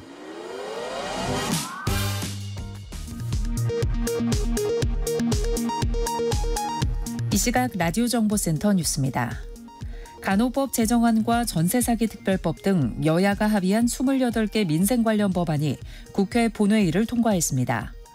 여야가 법안을 합의 처리한 건 지난 5월 말 22대 국회가 개원한 이후 처음입니다. 대통령실은 2026년도 의대 정원 확대를 유예하자는 주장을 받아들이지 않은 배경과 관련해 유예하면 불확실성에 따라서 입시 현장에서도 굉장히 혼란이 클 것이라고 밝혔습니다. 대통령실은 또 유예하자는 것은 대안이라기보다 의사증언을 하지 말자는 이야기와 같다고 비판했습니다. 모레로 예정됐던 윤석열 대통령과 한동훈 국민의힘 대표 등 여당 지도부와의 만찬이 추석 연휴 이후로 연기됐습니다. 한편 더불어민주당은 친일 인사 공직 임명 방지 특별법을 당론으로 발의했습니다. 정부가 이번 추석에 농수산물 공급 확대, 할인 지원을 통해 20대 성수품 평균 가격을 고물가 이전인 2021년보다도 낮은 수준으로 관리하겠다고 밝혔습니다. 정부는 추석 물가 안정을 위해 20대 성수품을 17만 톤 공급하기로 했습니다. 올해 2분기 출생아 숫자가 5만 6천여 명으로 지난해보다 소폭 증가했습니다. 분기별 출생아 숫자가 반등한 것은 2015년 4분기 이후 처음입니다. 다만 합계 출산율은 0.71명으로 여전히 역대 최저 수준에 머물고 있습니다. 지금까지 라디오 정보센터 뉴스 편유희였습니다.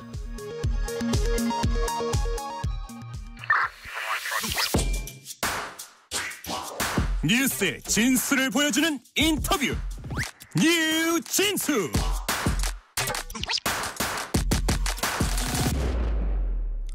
새 지도부 구성을 마무리한 여야가 전국 주도권을 잡기 위한 치열한 경쟁에 들어갔습니다.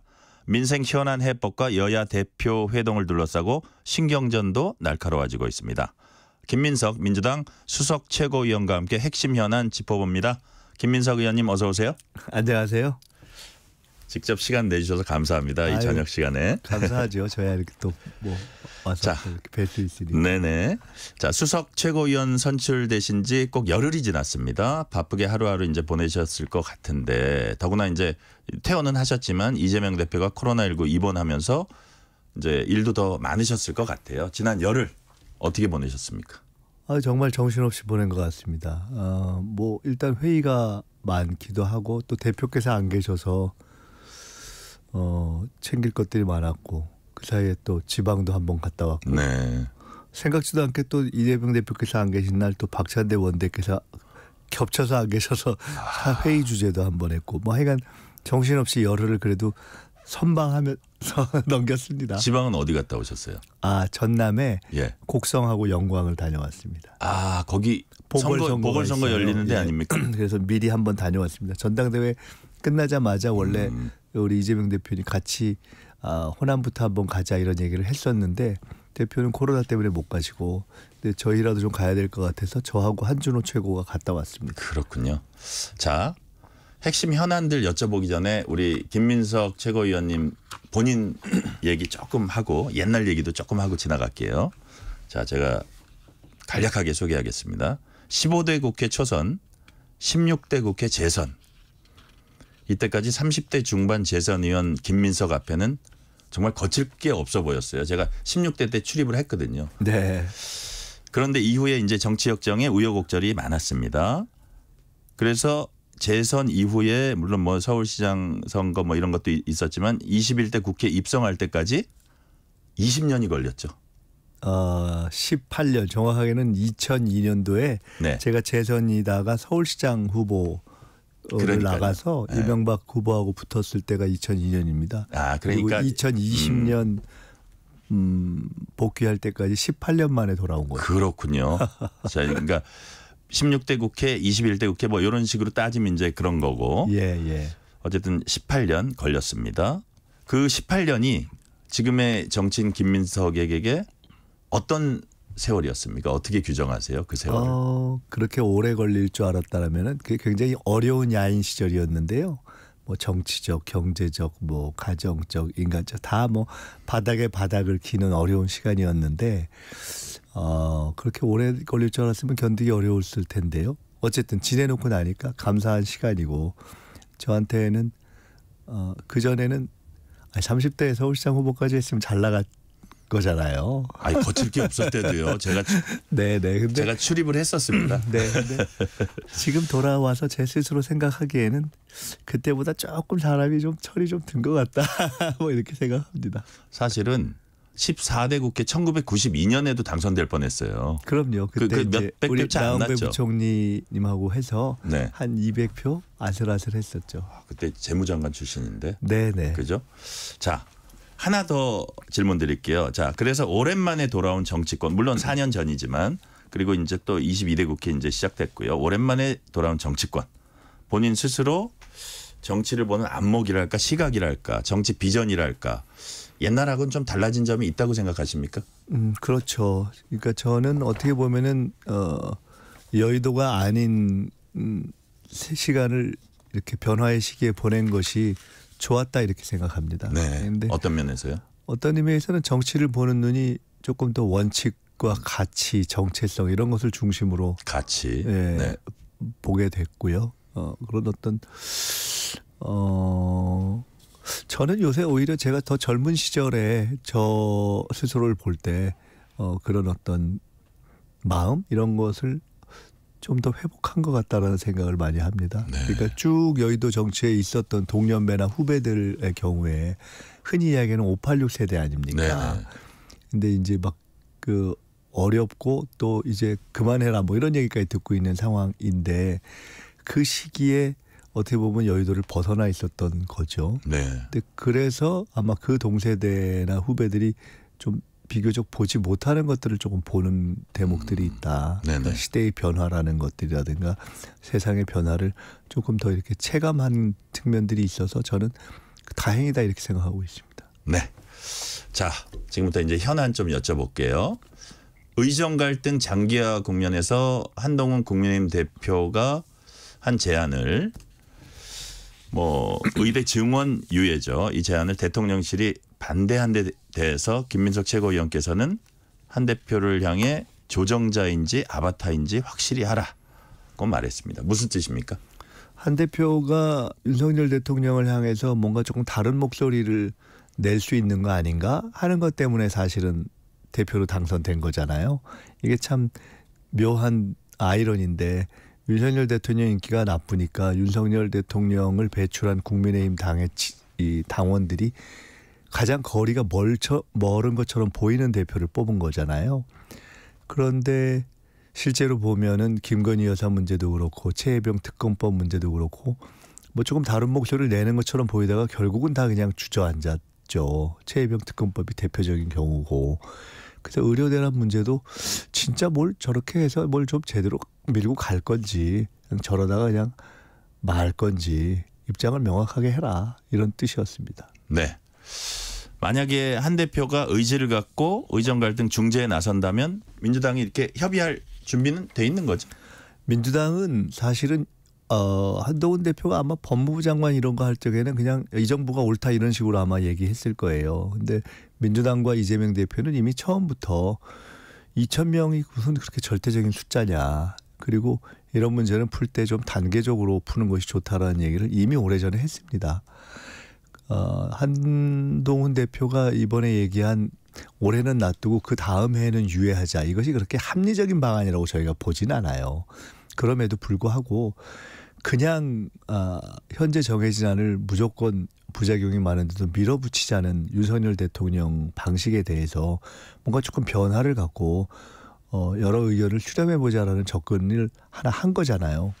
그렇기 때문에 정확하게는 이재명 대표가 아까 여러 가지 가능한 대안 중에 하나다 이렇게 얘기한 겁니다. 즉 이 문제 현재의 의료대란 상황을 타결할 수 있는 조금 다른 접근을 할 수 있는 계기로서는 유의미하다 이렇게 본 거죠. 오늘 김민석 최고위원께서는 민주당 해법 언급하면서 단계적 증원 얘기하셨어요. 그 단계적으로 제가 증원하자. 아까 이미 말씀드린 것이 네. 이미 저희가 여러 번 조금 전에 설명드렸듯이 얘기를 했습니다. 전체 숫자도 너무 기계적으로 갈 필요가 없고, 그러니까 늘려야 한다는 것에 대해서는 국민적 공감이 있지 않습니까? 네. 근데 그 숫자가 막 2,000명으로 반드시 돼야 된다라는 것이 사실 그다지 합리적으로 보이지는 않고, 또 그렇다 하더라도 그 숫자를 연차적으로 늘려갈 수 있는 부분이기 때문에 그에 대해서 조금 여지를 갖고 이렇게 풀어가는 것이 좋겠다라는 제안을 했던 거고요. 큰 틀의 그런 접근법을 제안하는 것이고, 실제로 이것을 디테일로 들어가는 것은 아무래도 이런 것은 집행권을 갖고 있는 정부와 또 의료계와 대화를 해야 되기 때문에 구체적인 안으로 제시하지는 않았습니다. 그런 것은 꼭 필요하지도 않다고 봅니다. 네. 접근법이 중요한 것이기 때문에 그런 것은 이미 말씀드린 바가 있습니다. 의대 증원 문제 지난 문재인 정부에서도 500명 수준 늘리는 방안 이제 추진을 했었는데 백지화됐던 경험이 있고요. 그렇다면 민주당의 대안 단계적 증원이라든지 이런 방안은 그런 그 당시에 뭐 실패랄까 무산이랄까 그런 그러니까 것들을 반영한 겁니까? 지금 보이듯이 이런 의료계의 증원이 예를 들어 의료계 또는 의사협회 대표적으로 이런 데서 전혀 증원하면 안 된다. 뭐 일도 허용할 수 없다. 이러면 사실 대화는 안 되는 겁니다. 그것을 사실 지금까지의 의료계나 의사협회 지도부가 너무 그렇게 막 그런 측면이 있습니다. 근데 이미 현실은 온 국민의 공감대가 그런 얘기는 말이 안 된다 하는 것으로 이미 정리가 돼버렸습니다.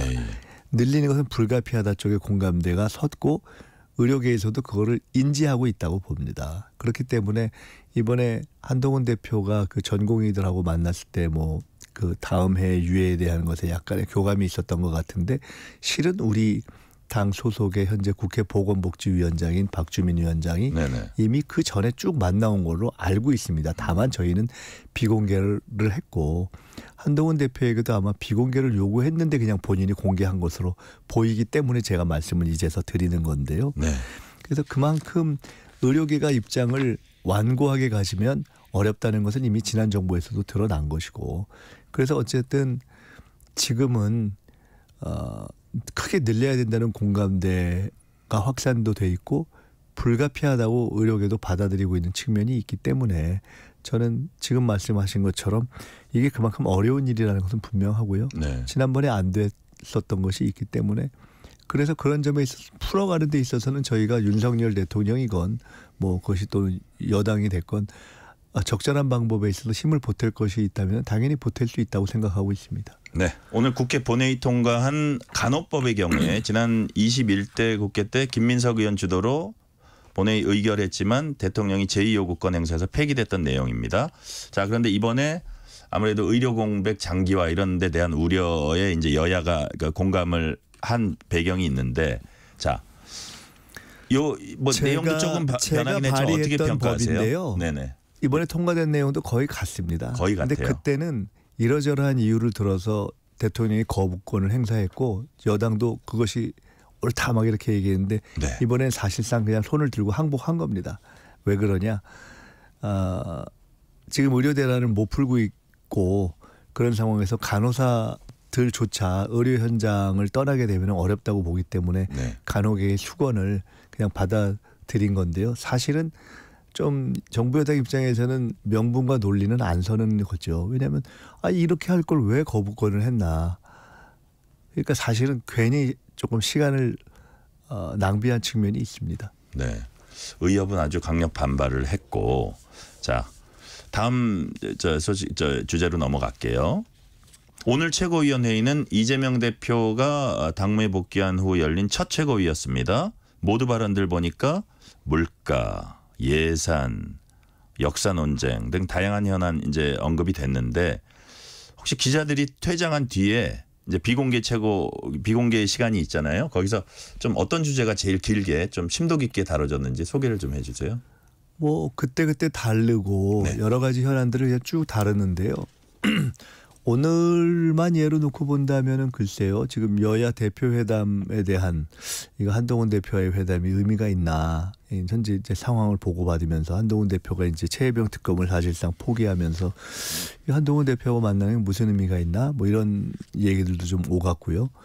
그 외에 최근에 어떤 전국 흐름 또 최근의 이슈 중에 하나가 이제 소위 뉴라이트라는 말로 불리우는 그런 어떤 이 대통령과 여당의 친일 회기 어떤 움직임, 뭐 독도 지우기 이런 것들도 있기 때문에 그런 것들을 그냥 자유롭게 얘기하는 시간을 가졌습니다. 지금 김민석 최고께서 여야 대표회동 관련 거 말씀하셨는데 지금부터 거기에 대해서 몇 가지 질문 드릴게요. 자, 이재명 대표 당무 복귀로 여야 대표 회동 시기 의제 조율에 이제 관심이 쏠리고 있습니다. 김민석 최고위원께서는 한동훈 대표가 해병대원 특검법과 관련해서 꼬리를 내렸다 이런 표현을 썼습니다. 자, 특검법 발의 이제 여당 측이 요구하고 있는데 특검법 발의는 회동 의제입니까? 아니면 회동 성사 조건입니까? 사실은 회동 대표회담을 대통령하고 이제 영수회담을 해야 되는데 네.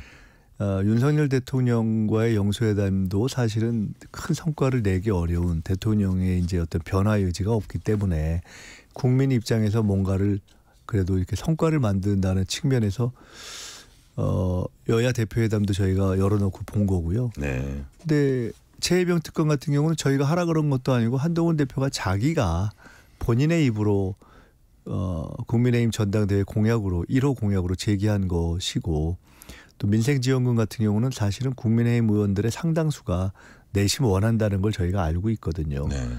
그래서 그쪽에서도 타진을 했는데 용산에서 노했다는 것이고 그래서 국민적 입장에서 필요한 그 두 가지를 혹 한동훈 대표가 그렇게 말을 하고 당내 분위기가 그러니까 그거를 좀 타결할 수 있지 않을까 하는 생각에서 저희들이 제안한 건데 그 가장 중요한 최혜병 특검 자체를 그냥 본인이 먼저 딱 지레 포기를 해버렸기 때문에 그렇게 표현한 것이고요.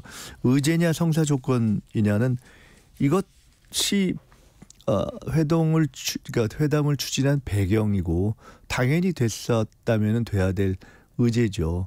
근데 이것이 성사 조건이냐 이 문제는 이미 저희는 한동훈 대표는 이거 할 의지도 역량도 없다고 그냥 판단하고 있습니다. 그러니까 결국 한동훈 대표는 이걸 풀 역량이 없다고 보고 있고 이거 갖고는 만날 의미도 없고 어차피 만나서 안 되는데 그러면 이걸 그냥 안 만나야 되나 아니면 만나서 뭐 다른 어떤 의미 있는 대화 할 게 있나 그거 갖고 고민하고 있는 상황입니다.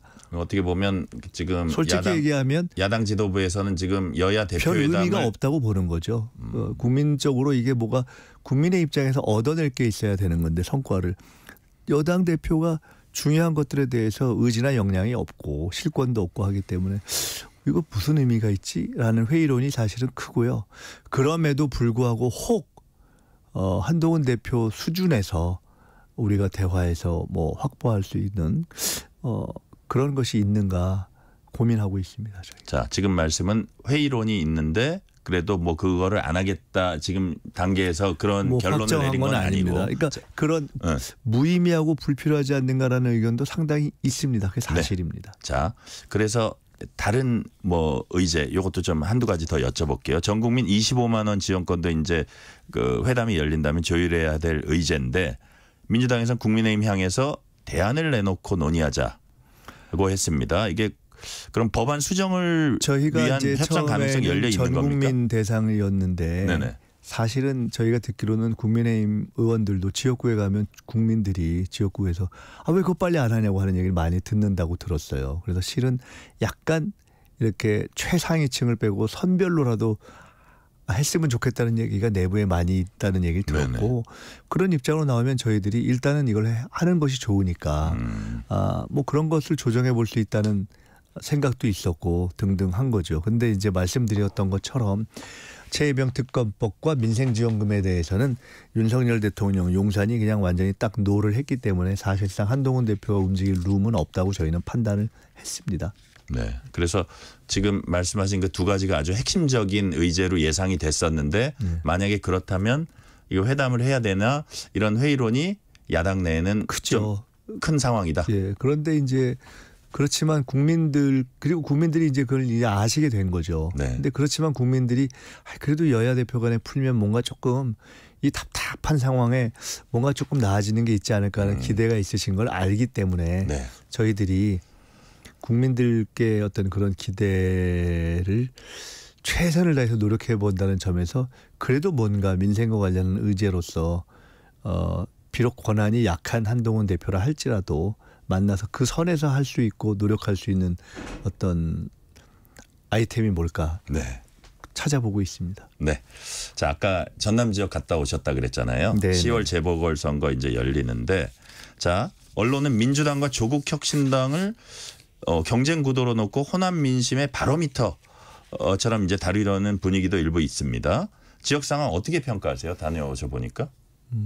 뭐 저희는 이제 뭐 특별히 조국혁신당과의 경쟁 이런 것들에 크게 어떤 그런 측면에서 바라보고 있지는 않고요. 네. 기본적으로 정치는 이제 유권자를 바라보고 하는 것이고 민주당에 있어서 호남 특히나 전남은 어떤 원천 같은 곳이기 때문에 늘 섬기고 받들어야 될 지역이죠. 근데 그에 더해서 이제는 실제로 호남 뭐 이번 같은 경우에 예를 들어 보궐선거가 있는 전남 같은 경우에는 그 지역의 발전에 대해서도 책임을 져야 될 입장이 가장 큰 책임을 지고 있고 마침 이재명 대표가 이제 제시하고 있는 에너지 고속도로와 기본사회, 출생 기본소득 이런 정책을 실현할 최적지를 전남이나 호남부터 시작할 수 있다고 보고 있습니다. 그리고 예를 들어 영광, 곡성 이번에 보궐선거가 펼쳐지는 영광 같은 곳은 기본소득의 최적지로 보고 있고요. 네네. 곡성은 인구 소멸 고위험 지역에 대해서 출생 기본소득의 최적지로 보고 있고 영광 같은 건 아까 이제 원전과 관련한 세가 재원으로 확보 가능하기 때문에 그렇습니다. 그래서 그런 것을 잘 정리해서 지금 이번 주에 지난주에 갔다 왔는데 이번 주에 또 이한주 연구원장님과 박찬대 원내대표님 함께 가서 또 제시할 생각을 하고 있고요. 한마디로 얘기하면 그동안에는 민주당이 호남에 기반한 우리 당, 우리의 어떻게 보면 자식 같은 당이니까 지원했다라는 차원에서 앞으로는 우리 자식일 뿐만 아니라 우리 지역을 발전시킬 비전과 힘을 유일하게 갖고 있는 자식이니까 여기를 밀어줘야 그래야 우리 집이 발전한다. 그래야 우리 지역이 발전한다. 민주당과 이재명 대표의 에너지 고속도로와 기본소득, 기본사회의 비전이 그게 딱 우리의 발전 전략이다. 그것 때문에 우리가 밀어주자. 이렇게 선택하실 수 있도록 저희가 노력하자. 이런 생각을 가지고 있습니다. 네. 5944님이 이런 문자 주셨어요. 김민석 의원님 30대 젊은 패기 넘칠 때 정말 이미지 좋았는데 지금의 의원님도 젊은 시절에 좋은 정치인으로 남아주시길 바랍니다. 네, 열심히 노력하겠습니다. 예. 자, 이런 가운데 국회 교섭단체를 열석으로 낮추자는 국회 국민동의 청원이 5만 명을 넘어서서 운영위원회에 자동 부의됐다고 합니다. 우원식 국회의장 좀 긍정적인 뜻을 밝혔고요. 여기에 대해서 김민석 의원님이나 민주당의 뭐 입장이 있을까요? 특별한 현재 공식 어떤 정리된 입장이 있지는 않고요. 저는 개인적으로는 제가 총선 때 상황실장으로서 이제 우리 당의 정책을 발표할 때 요 관련한 이야기를 할 기회가 있었는데요. 네. 정치개혁 저희 당의 공약 중에 이것이 우선순위에 해당하는 것은 아니었지만은 그러나 이 부분은 장기적인 논의 과제로 논의해 볼 만한 사안이다 이런 생각을 가지고 있었고요. 다만 구체적으로 이번에 어떤 발의를 하거나 아니면 숫자를 제시하지는 않았습니다. 열석으로 낮추자 이런 부분에 대해서는 개인적으로는 조금 글쎄 이것이 좀 타당한가에 대해서 이 부분에 대해서 약간 갸우뚱하는 정도 생각을 하고 있습니다. 네, 1389님이 간호법 통과 축하합니다. 의사 증원은 수건 사업입니다. 대통령님과 여야정 협의해서 문제 찾아야 합니다. 자, 시간이 이제 1분 미만 남았는데요. 자, 앞으로 이제 수석 최고위원으로서 또 사선 국회의원으로서 정치인 김민석이 앞으로 이것만은 꼭 이루겠다. 짧게 한 말씀 하시면 어떤 게 있을까요? 우선 지금 제일 중요한 것은 이 정권에 대한 국민들의 이 답답함이 너무 크고 그래서 제대로 된 어떤 수권 준비를 하는 집권 세력으로 잘 해달라는 바람이 있으신 것을 알기 때문에 앞으로 1년 전속력으로 달려서 민주당이 제대로 수권 준비를 할 수 있도록 제가 최선을 다하겠습니다. 네, 오늘은 여기까지 말씀 듣겠습니다. 지금까지 김민석 민주당 수석 최고위원이었습니다. 말씀 감사합니다. 고맙습니다. 실시간 교통 상황 알아보겠습니다. 라디오 교통정보센터 김민희 리포터 나와주세요. 네, 월말이라 도로 교통량이 많은데요. 곳곳으로 사고도 잇따르고 있습니다. 대전 남부고속도로 서대전 방면으로 구봉터널 2차로에서는 사고가 나면서 안영 1터널에서 서대전 사이 정체가 더 심해져 있습니다. 평택 제천고속도로 제천 쪽으로 서평택분기점 부근 1차로에서도 사고가 났고요. 더 가서 청북 부근 1차로에서도 사고를 처리하고 있어서 부근으로 차량들 서행합니다. 서울시내 올림픽대로 공항 쪽으로는 청담대교부터 행주대교까지 정체되는데 한남대교 부근 3차로에서는 고장난 차를 처리하고 있고요. 반대 하남 쪽으로 영동대교 부근 3차로에서도 사고가 나면서 한강대교부터 정체입니다. 같은 방면 강변북로에서는 구리 쪽으로 동작대교 부근 1차로에는 고장난 차가 서 있습니다.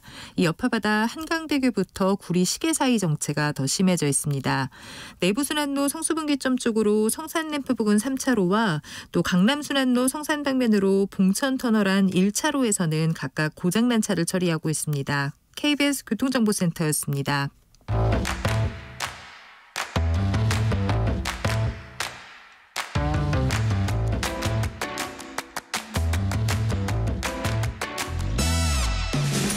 파고 또 파고 골라서 엄선한 뉴스만 전해드립니다. 파파뉴 코너.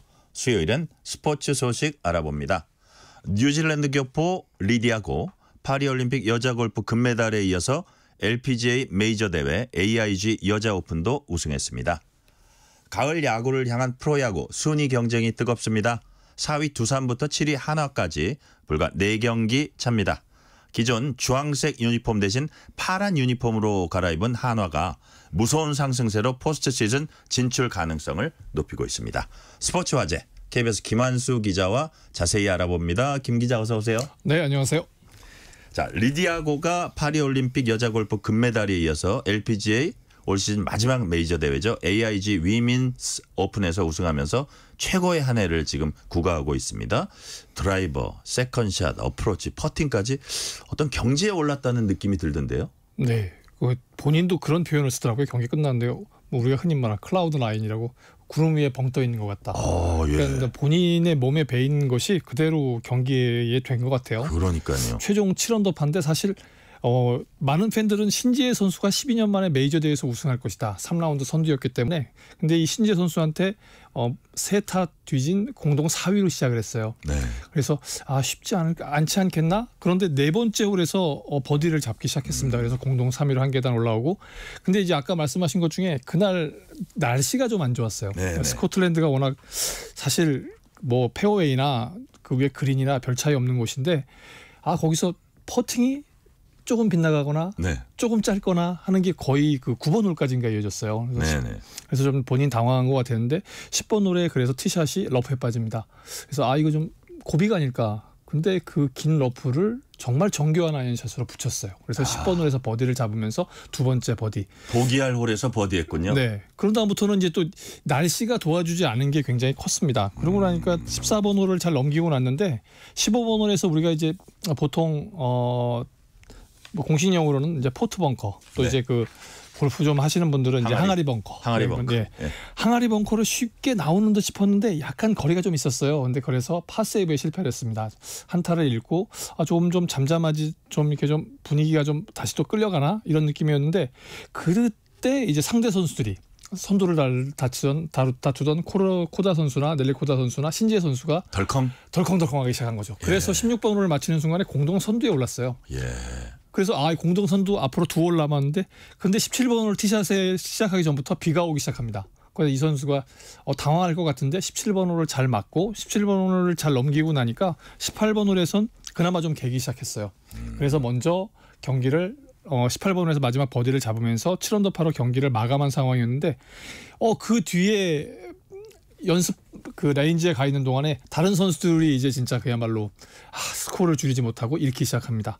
그래서 결국은 신지혜 선수, 렐리 코다 선수, 릴리아부 선수, 또 중국의 인러닝 선수까지 모두 다 5언더파에 그쳐서 두 타차 선두를 내주고 말았어요. 그러니까요. 그래서 본인도 뭐 경기 끝난 뒤에 정말 동화 같은 3주를 보내고 있다. 파리 올림픽에서 금메달을 딴 것도 정말 굉장히 영광스럽고 거기서 나온 포인트 때문에 명예의 전당에도 돌았잖아요. 그런데 여기서 마지막 메이저 대회를 우승하면서 세계 랭킹이 3위까지 올라가게 됩니다. 파리 올림픽 그것도 사실 은, 동은 딴 상태에서 금을 땄잖아요. 그렇죠.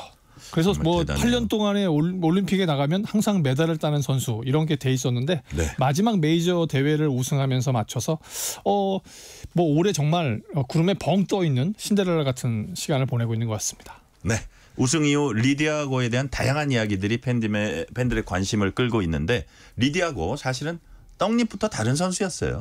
맞습니다. 많은 저희 그 우리나라에는 워낙 뭐 박세리, 박인비, 뭐 최나연 이렇게 너무나 많은 좋은 선수들이 있었기 때문에 그 선수를 바라보니라고 우리가 사실 그 리디아고는 조금 그냥 교포인 선수 이렇게 바라봤는데 지금부터 10년 전이죠. 2012년에 그 만 14세의 나이로 그러니까 전미 아마추어 선수권을 우승하기 시작합니다. 그때 이제 그 호주의 카레웹이나 저기 그 스웨덴의 소렌스탄 같은 선수가 이 선수 굉장히 주목해 볼 만해. 왜냐하면 아까 말씀하신 것처럼 스윙이 간결하고 부드러운데 힘이 있어요. 어린 선수가 저렇게 하기 쉽지 않은데 그리고 중심 이동이 너무 좋았다 이런 평을 받았거든요. 만 9살 때부터 호주 뭐 뉴질랜드 이런 지역 대회는 다 석권을 하고 다니고요. 아마추어 선수로는 그 14살의 나이에 14살, 15살의 나이에 LPGA 투어 캐나다 오픈을 2번이나 우승하게 됩니다. 그래서 2014년에 LPGA 진출하고 그 첫 해에 시즌 3승 그러면서 신인왕이 되고요. 그 다음에 1월 달에 세계 랭킹 1위에 오르는데 그게 최연소 세계 랭킹 1위입니다. 그러니까 지금 보면 정말 엘리트 코스를 다 밟아왔어요. 그런데 그때와 같이 달렸던 우리 선수들 뭐 미국의 교포인 미쉐리를 포함해서 정말 쟁쟁한 선수들이 많았기 때문에 조금 눈에 들띈 건 사실입니다. 그런데 아니카 소란스탐이라든가 타임지에서는 이미 2014년 뭐 세계에서 가장 뛰어난 10대 선수들에 포함을 시켰고 이 선수가 분명히 일을 낼 것이다 그랬는데 진짜 일을 냈어요. 통산 21승입니다. 박세리 프로가 25승을 하고 은퇴를 했거든요. 그리고 박인비 프로가 금메달을 포함해서 21승을 하고 만졌어요. 사실상 뭐 20승을 이상을 거둔 선수이기 때문에 그리고 명예의 전당에 들어간 선수이기 때문에 이 선수를 어떻게 평가한다는 것 자체가 지금은 조금 좀 어려운 이야기인 것 같습니다. 2022년 말에 결혼도 이제 조명되고 있는데 시간 관계상 다음 주제로 넘어가겠습니다. 이거는 다음 기회 때 또 하고요. 야구 소식 좀 볼게요. 올 시즌 프로야구는 한화를 빼고 얘기하기 힘들 것 같습니다. 코리안 몬스터 류현진의 합류로 시즌 초반에 이제 돌풍 일으키더니 최근 파란 유니폼으로 갈아입은 뒤부터 승률이 아주 좋아요. 네, 거의 6할이 넘습니다. 그러니까 뭐 8월 들어서 지금 어제 경기까지 13승 8패거든요. 그리고 아까 말한 그 파란 유니폼, 푸른 독수리를 변신하게 되는 여름용 유니폼을 입은 다음에는 14승 4패입니다. 아니 뭐 거의 뭐 무적의 그건데 지난 주말 또 두산한테 3연승을 거뒀기 때문에 네.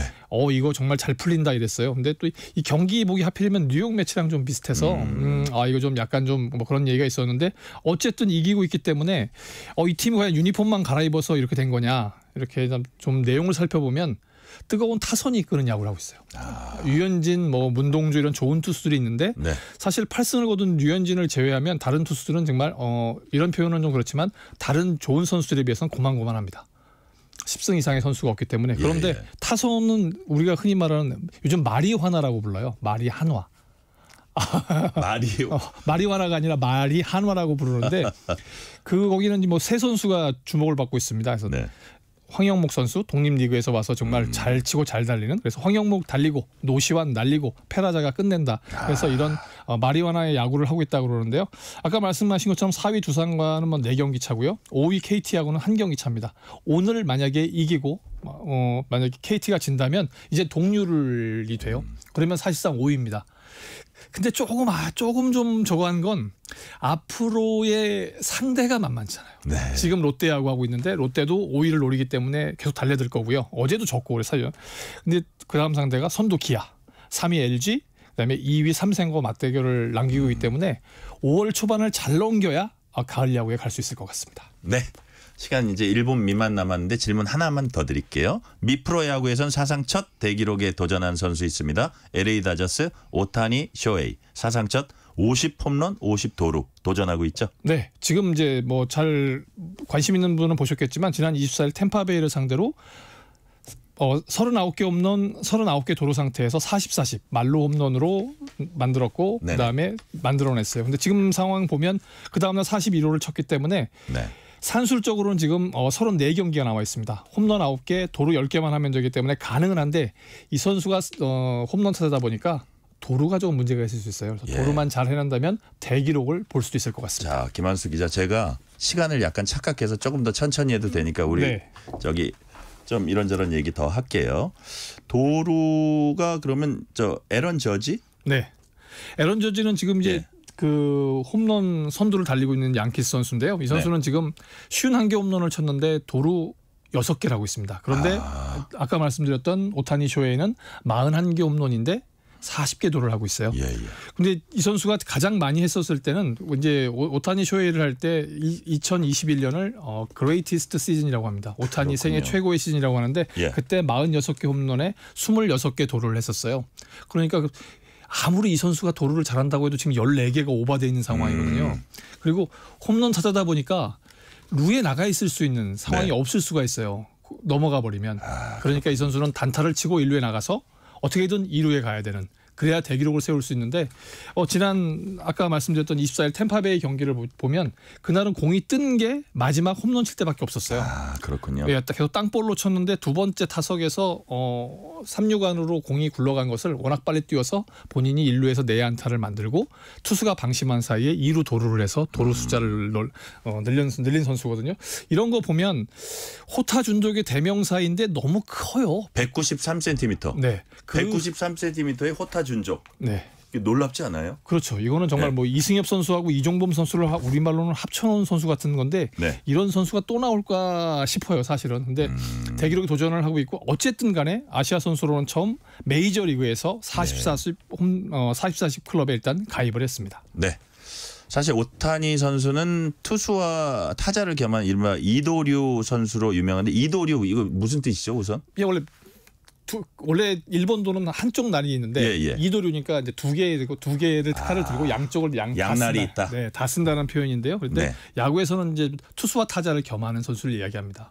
그러니까요. 네. 지금은 이제 타자만 하고 있죠. 지금 이 시점에는. 그래서 부상을 당했어서 던지는데 지장이 있는 건가요? 네. 그래서 재활을 하고 있는데 지난 25일에 이제 불펜 피칭을 시작했어요. 한 10개 정도 공을 던졌는데 뭐 지금 상황에서 그 선수의 공이 어떻다를 평가하기는 이르지만 서서히 마운드에 적응하고 있다라는 건데 내년 초에 우리가 지난 3월이죠. 메이저리그 개막전을 서울에서 했잖아요. LA 다저스와 샌디에고처럼 내년 시즌 개막전을 지금 시카고 컵스하고 도쿄돔에서 할 예정이에요. 그러면 오타니 쇼헤이가 본인의 고향에서 투수와 타자를 같이 하는 것을 보여줄 수 있는 계기가 되는데 실제로 2021년 4월 4일에 시카고 화이트삭스와 경기를 할 적의 모습과 비슷해요. 왜냐하면 오타니 쇼헤이 말씀입니까 지금? 왜냐하면 2018년에 메이저리그 데뷔는 했는데 토미존 수술을 해서 몸이 안 좋았고 2019년에 무릎 수술을 했고 그래서 2020년에 2경기밖에 못 던졌어요. 그러다 보니까 이도류의 모습을 보여주지 못했는데 2021년 4월 4일에 화이트삭스를 상대로 선발 투수 겸 2번 타자로 출루를 했습니다. 그래서 100마일 그러니까 우리로 치면 시속 160km가 넘는 공을 던지면서 4와 3분의 2이닝 동안 호투를 했고요. 그리고 첫 타석에서 137m짜리 거대한 우중간 홈런을 터뜨렸어요.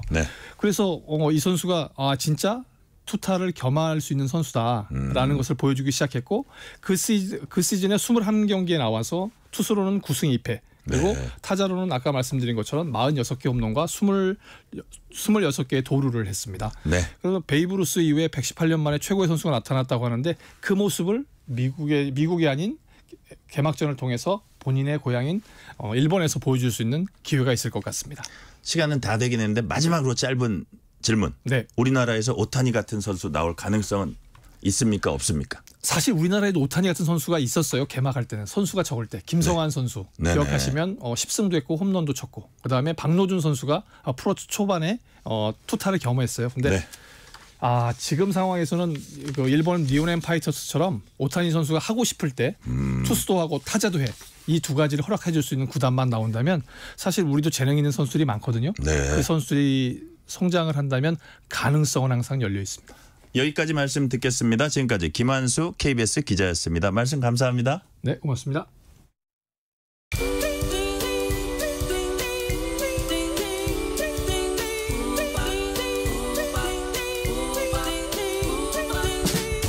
오늘 하루 뉴스를 정리해주는 다정한 편지 한 통. KBS 1라디오 뉴스레터 K.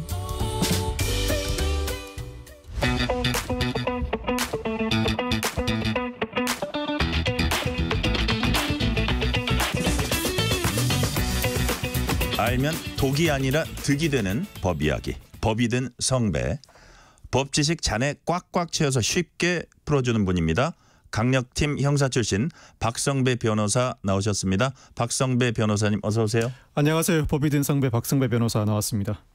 자, 온라인 커뮤니티 DC 인사이드 우울증 갤러리에서 작년에 이어 올해도 미성년자에 대한 성착취 사건 일어났습니다. 오늘은 이런 사이버 범죄 현황 짚어보겠습니다. 가장 먼저 우울증 갤러리 여기 뭐 하는 곳인가요? 우리나라에 많은 사람들이 사용하고 있는 국내 인터넷 커뮤니티 포털 DC 인사이드에 가보면은 여러 게시판이 나열되어 있는데 그중에 하나가 우울증 관련 게시판입니다. 이른바 우울증 갤러리로 불리고 있는데 우울증 관련 내용을 공유하는 취지로 개설됐습니다. 그런데 여기서 여러 가지 문제가 파생되고 있습니다.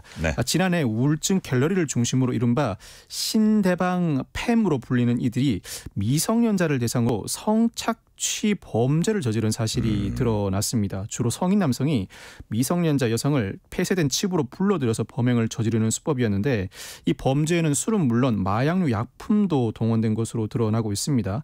그런데 최근 이와 유사한 범죄가 또다시 일어나고 있는 것으로 보입니다. 경찰에 따르면 지난 12일 우울증 갤러리를 이용하는 20대 남성이 강간 혐의로 고소돼 수사가 진행되고 있다고 합니다. 네. 아까 성인 남성 말씀도 하셨는데 이용자들 주로 어떤 사람인지 또 여기서 도대체 무슨 일이 있었던 건지 좀 사례별로 좀 자세히 좀 설명을 해 주세요. 우울증 갤러리를 이용하는 이들 대다수가 10대 그중에서도 10대 여학생들이 많습니다. 10대 여학생들이 아무래도 사춘기 시기의 진학 문제나 가정 내 어려움으로 우울감을 호소하는 경우가 많은데 딱히 도움을 받을 수 있는 공간이 없다 보니까 이 우울증 갤러리에 와서 자신과 같은 심적 고통을 받고 있는 이들과 심리적인 유대관계를 형성하려는 경향이 강합니다. 즉 사회적 유대를 형성하기 위해서 이 우울증 갤러리를 찾게 되는데 바로 심리적으로 취약해져 있는 상태의 이 10대 여학생들을 대상으로 성인 남성들이 접근하는 경우가 생기기 시작했습니다.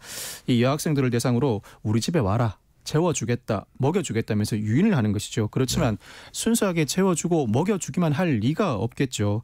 실제 이 집에 찾아온 여학생들과 나름대로 관계를 유지하다가 폭행, 나아가서 성폭행을 저지르게 되는데 이 성폭행을 저지른 이후에도 불법 촬영물을 올렸다가 단기간에 지우는 방식으로 피해자들에게 상당한 불안감을 야기하기도 하고, 특히 이와 같은 글을 게시할 때는 이른바 유동닉이라고 해서 고정닉에 대립되는 개념입니다. 다소 생소한 용어일 텐데 쉽게 말해서 익명 글을 쓴다는 의미입니다. 즉 직접 로그인을 하지 않고 익명 상태로 글을 써서 IP를 우회하는 방식을 취하다 보니 적발도 쉽지는 않다고 알려져 있습니다. 네.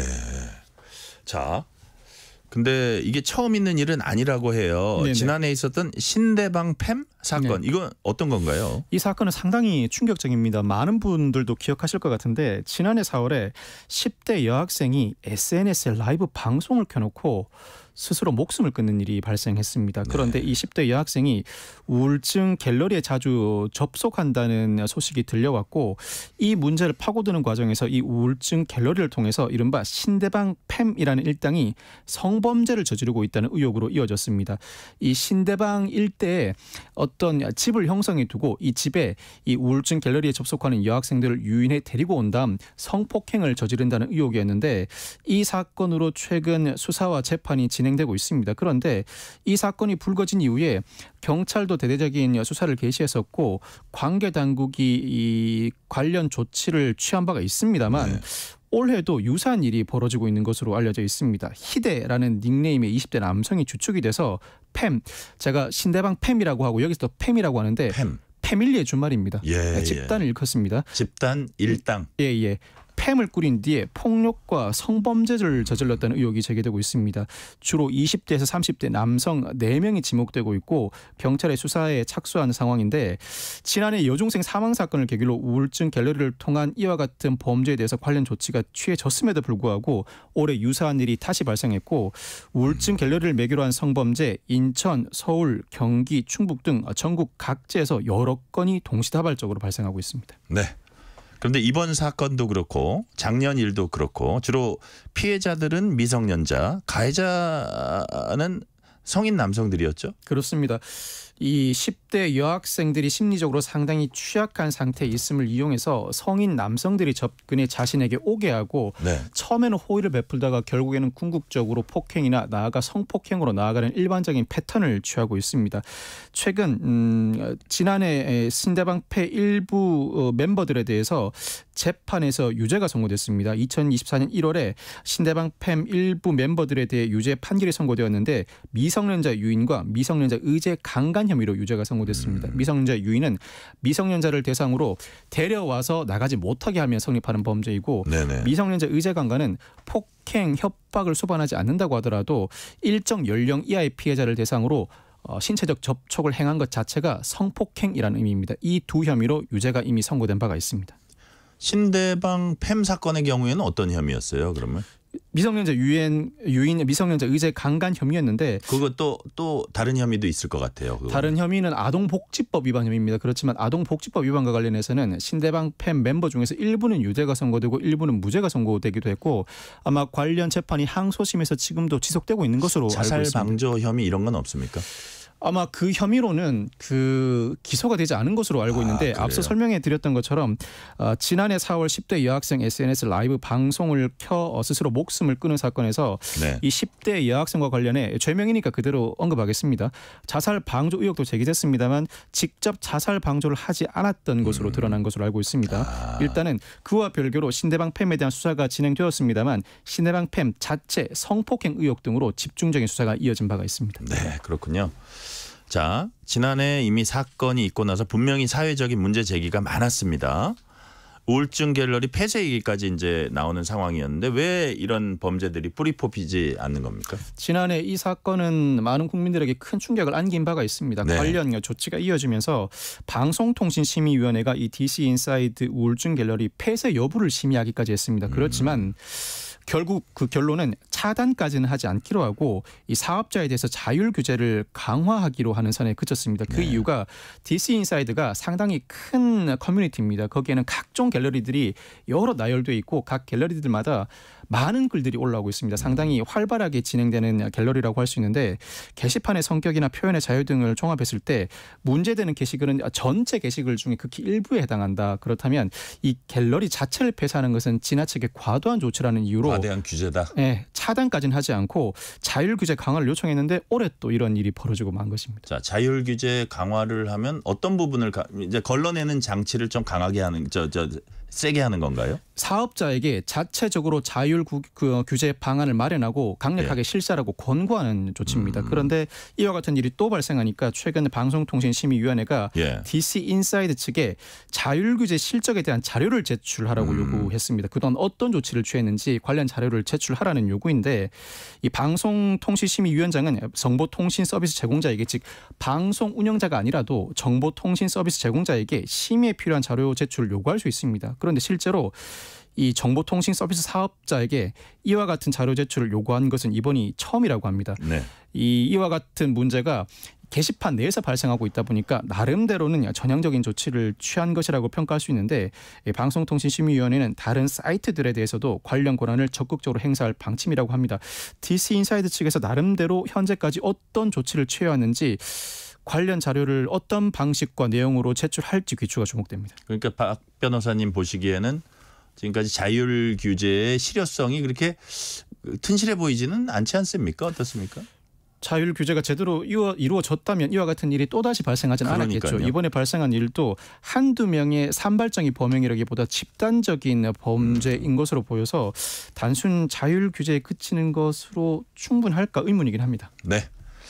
가장 근본적인 대책은 정신건강관리겠지만 법적으로 제도적으로 이런 문제들을 방지하고 뿌리 뽑으려면 어떤 대책이 필요할까요? 사실 장기적으로 근본적인 대책을 마련하려면 아동보호 기제가 정상적으로 작동해야 합니다. 즉 사회적 유대가 충분히 이루어짐으로써 이 10대 남성, 여성 학생들이 자신의 고민과 우울감을 쉽게 털어놓고 문제를 해결할 수 있는 절차가 마련되어야 합니다. 이를 위해서는 가정, 학교, 나아가서 지자체가 협업을 통해서 관련 절차를 정비해야 하는데 이들 피해자 10대들에게는 아직까지 와닿지 않은 것 같습니다. 단기적으로는 검거 가능성을 높여야 합니다. 이 가해자들 검거 가능성을 높여야 하는데 아직까지는 이 가해자들이 자신들은 검거되지 않는다는 생각을 크게 가지고 있습니다. 그 이유가 아까 얼핏 설명드렸던 것처럼 익명으로 글을 쓰는 유동 닉을 통해서 IP를 우회할 수 있다. IP를 우회할 수 있다 보니 손쉽게 자신들의 글과 행동은 적발되지 않는다는 자신감을 가지고 있는 것 같은데 수사기관이 큰 관심을 가지고 수사력을 동원한다면 이 이른바 유동 닉이나 IP 우회에도 불구하고 인적 사항을 특정할 수는 있습니다. 그런데 그와 같은 조치가 여러 사건들이 많이 계류되어 있다 보니 이 사건에만 수사력을 집중할 수 없었던 한계 내에서 노정된 것 같은데 이 사건이 올해 또 발생한 이상 본보기로라도 이와 같은 행태를 자행하는 이들에 대한 검거 가능성은 충분히 높다는 사실을 보여줄 필요가 있을 것 같고 검거된 이후에는 중한 처벌을 통해서 이른바 과거 N번방 사건에서 결국 검거하고 중한 처벌이 이루어짐으로써 관련 범죄는 사실 순식간에 사그라드는 형상을 보이기도 했습니다. 그때도 조주빌은 자신은 검거되지 않을 것이라는 강한 자신감을 보였지만 결국 검거됐고 자신은 어느 정도 형을 받고 나올 수 있으리라는 희망을 보였지만 무기징역을 선고받기도 하고 무기징역에 준한 형을 선고받기도 했었죠. 이와 같은 검거 가능성과 중한 처벌 가능성을 보여준다면 관련 범죄는 충분히 사그라들 수 있을 것이라 보여집니다. 자, 지금부터는 얼굴 등을 가짜로 합성해서 유포하는 이른바 딥페이크 범죄 관련해서 조금 얘기 나눠볼게요. 범죄 장소가 오프라인에서 온라인 옮겨가면서 새로운 기술 처음 보는 유형의 범죄도 늘어나고 있습니다. 말씀드린 대로 대표적인 게 지금 한창 문제가 되고 있는 딥페이크 합성물입니다. 이른바 서울대 딥페이크 사건. 공범에게 징역 5년이 선고됐어요. 서울대 딥페이크 사건은 그 서울대 출신의 박 씨, 강 씨, 한 씨 3명이 모두 구속된 상황입니다. 여기에 공범이 따로 있습니다. 이 공범은 서울대 출신은 아닙니다. 구속 기소된 박 씨인데 이 박 씨가 서울대 출신인 박 씨에게 따로 연락을 해서 허위 영상물을 편집하고 반포한 혐의를 받아왔습니다. 즉 성폭력처벌법상 허위 영상물 편집 반포죄로 기소가 되었는데 이 공범에게 먼저 오늘 징역형이 선고되었습니다. 유죄 판결이 선고되면서 징역 5년이 선고되었는데 재판부가 아주 신랄하게 그 행위를 비판했습니다. 입에 담기 어려운 역겨운 내용이다. 네. 익명성과 편의성을 악용했다. 또 우리 현대인들이 SNS에 일상을 게시하는 행위를 악의적으로 범죄 행위의 대상으로 삼았다고 지적하면서 유죄 판결과 동시에 징역 5년을 선고했습니다. 아마 현재 기소되어 있는 서울대 출신의 박씨, 강씨, 한씨 사건에도 큰 영향을 미칠 것 같습니다. 네, 우리 박성배 변호사님이 형사 출신 법률가신데 아주 심각한 범죄라고 보시는 거죠? 심각한 범죄로 보여집니다. 문제는 이 딥페이크 영상, 쉽게 말해 허위 영상물 편집 반포죄에 대해서 네. 이 피의자 내지는 피고인들이 자신의 범행의 심각성을 아직까지는 크게 인식하지 못합니다. 직접 사람을 촬영한 영상물이 아니다 보니 조작한 영상물이야 직접 사람을 촬영한 영상물에 비해서는 그 범죄의 정도가 낮지 않은가라는 인식을 갖고 있고 그 인식에 기반해서인지 한 번 이 영상물을 편집에 반포하기 시작하면 대량으로 영상물을 작성에 반포하는 경향을 보입니다. 즉, 네. 그 피해자가 한두 명에 그치지 않고 여러 명에 걸치는 경우가 상당히 많이 있습니다. 오늘 선고된 이 공범의 경우에도 재판부가 지적하기를 5명과 합의하고 6명과 형사 공탁하긴 했지만 인적 사항이 밝혀지지 않은 피해자가 존재한다. 네. 이 허위 영상물 편집 반포죄의 경우에는 피해자가 자신이 피해자인지 모르고 넘어가는 경우가 상당히 많습니다. 네. 나중에 그 사실을 알고 심리적 충격을 받게 되는 상황을 충분히 예상할 수 있는 상황이라 어떤 범죄보다 즉 어떤 디지털 성범죄 못지않게 중한 범죄인데 피의자도 이 사실을 인지하지 못하고 피해자는 그 사실을 모르고 나중에 이 사실을 뒤늦게 알고 큰 충격을 받게 되는 패턴이 반복되는 경향이 있어서 충분히 중한 범죄이고 이로 인한 피해가 막심하다는 점을 각인시켜줄 필요가 있는 사안입니다. 네. 시간이 뭐 1분 이내로 한 30-40초 남았는데 마지막으로 현행법이 놓치고 있는 부분, 좀 채워놔야 될 부분을 한 말씀으로 딱 해주시면 어떤 부분입니까? 이 허위 영상물 편집 반포죄는 성폭력 처벌법상 카메라 등 이용 촬영과 다르게 소지 시청을 따로 처벌하는 규정을 두고 있지는 않습니다. 아마 기본적으로는 법정 형도 낮고 소지 시청까지 처벌하는 것은 과도하다는 인식에 기반한 것으로 보이는데 이와 같은 일이 반복된다면 결국 소지 시청도 처벌하는 죄명이 새롭게 신설되어야 할 것으로 보이고 범행 소법이 매우 불려가고 통상 상당한 기간에 걸쳐서 반복적으로 범행이 이루어지고 있는 만큼 양형 기준도 일부 강화할 필요가 있어 보입니다. 네, 여기까지 말씀 듣겠습니다. 지금까지 박성배 변호사였습니다. 말씀 감사합니다. 네, 감사합니다. 오늘 뉴스레터 K는 여기까지입니다. 내일 새벽 파리에선 장애인 올림픽, 패럴림픽이 막을 올립니다. 한국 선수단의 선전 기대합니다. 청각 장애 아이돌 그룹 빅오션이 패럴림픽 선수들을 응원하기 위해서 발표한 신곡 슬로우. 오늘 끝곡으로 듣겠습니다. 커피 쿠폰 받으실 분들은 뉴스레터 K 홈페이지 확인해 주시고요. 오늘도 함께해 주신 청취자 여러분 진심으로 감사드립니다. 지금까지 뉴스레터 K 전종철입니다. 내 마음을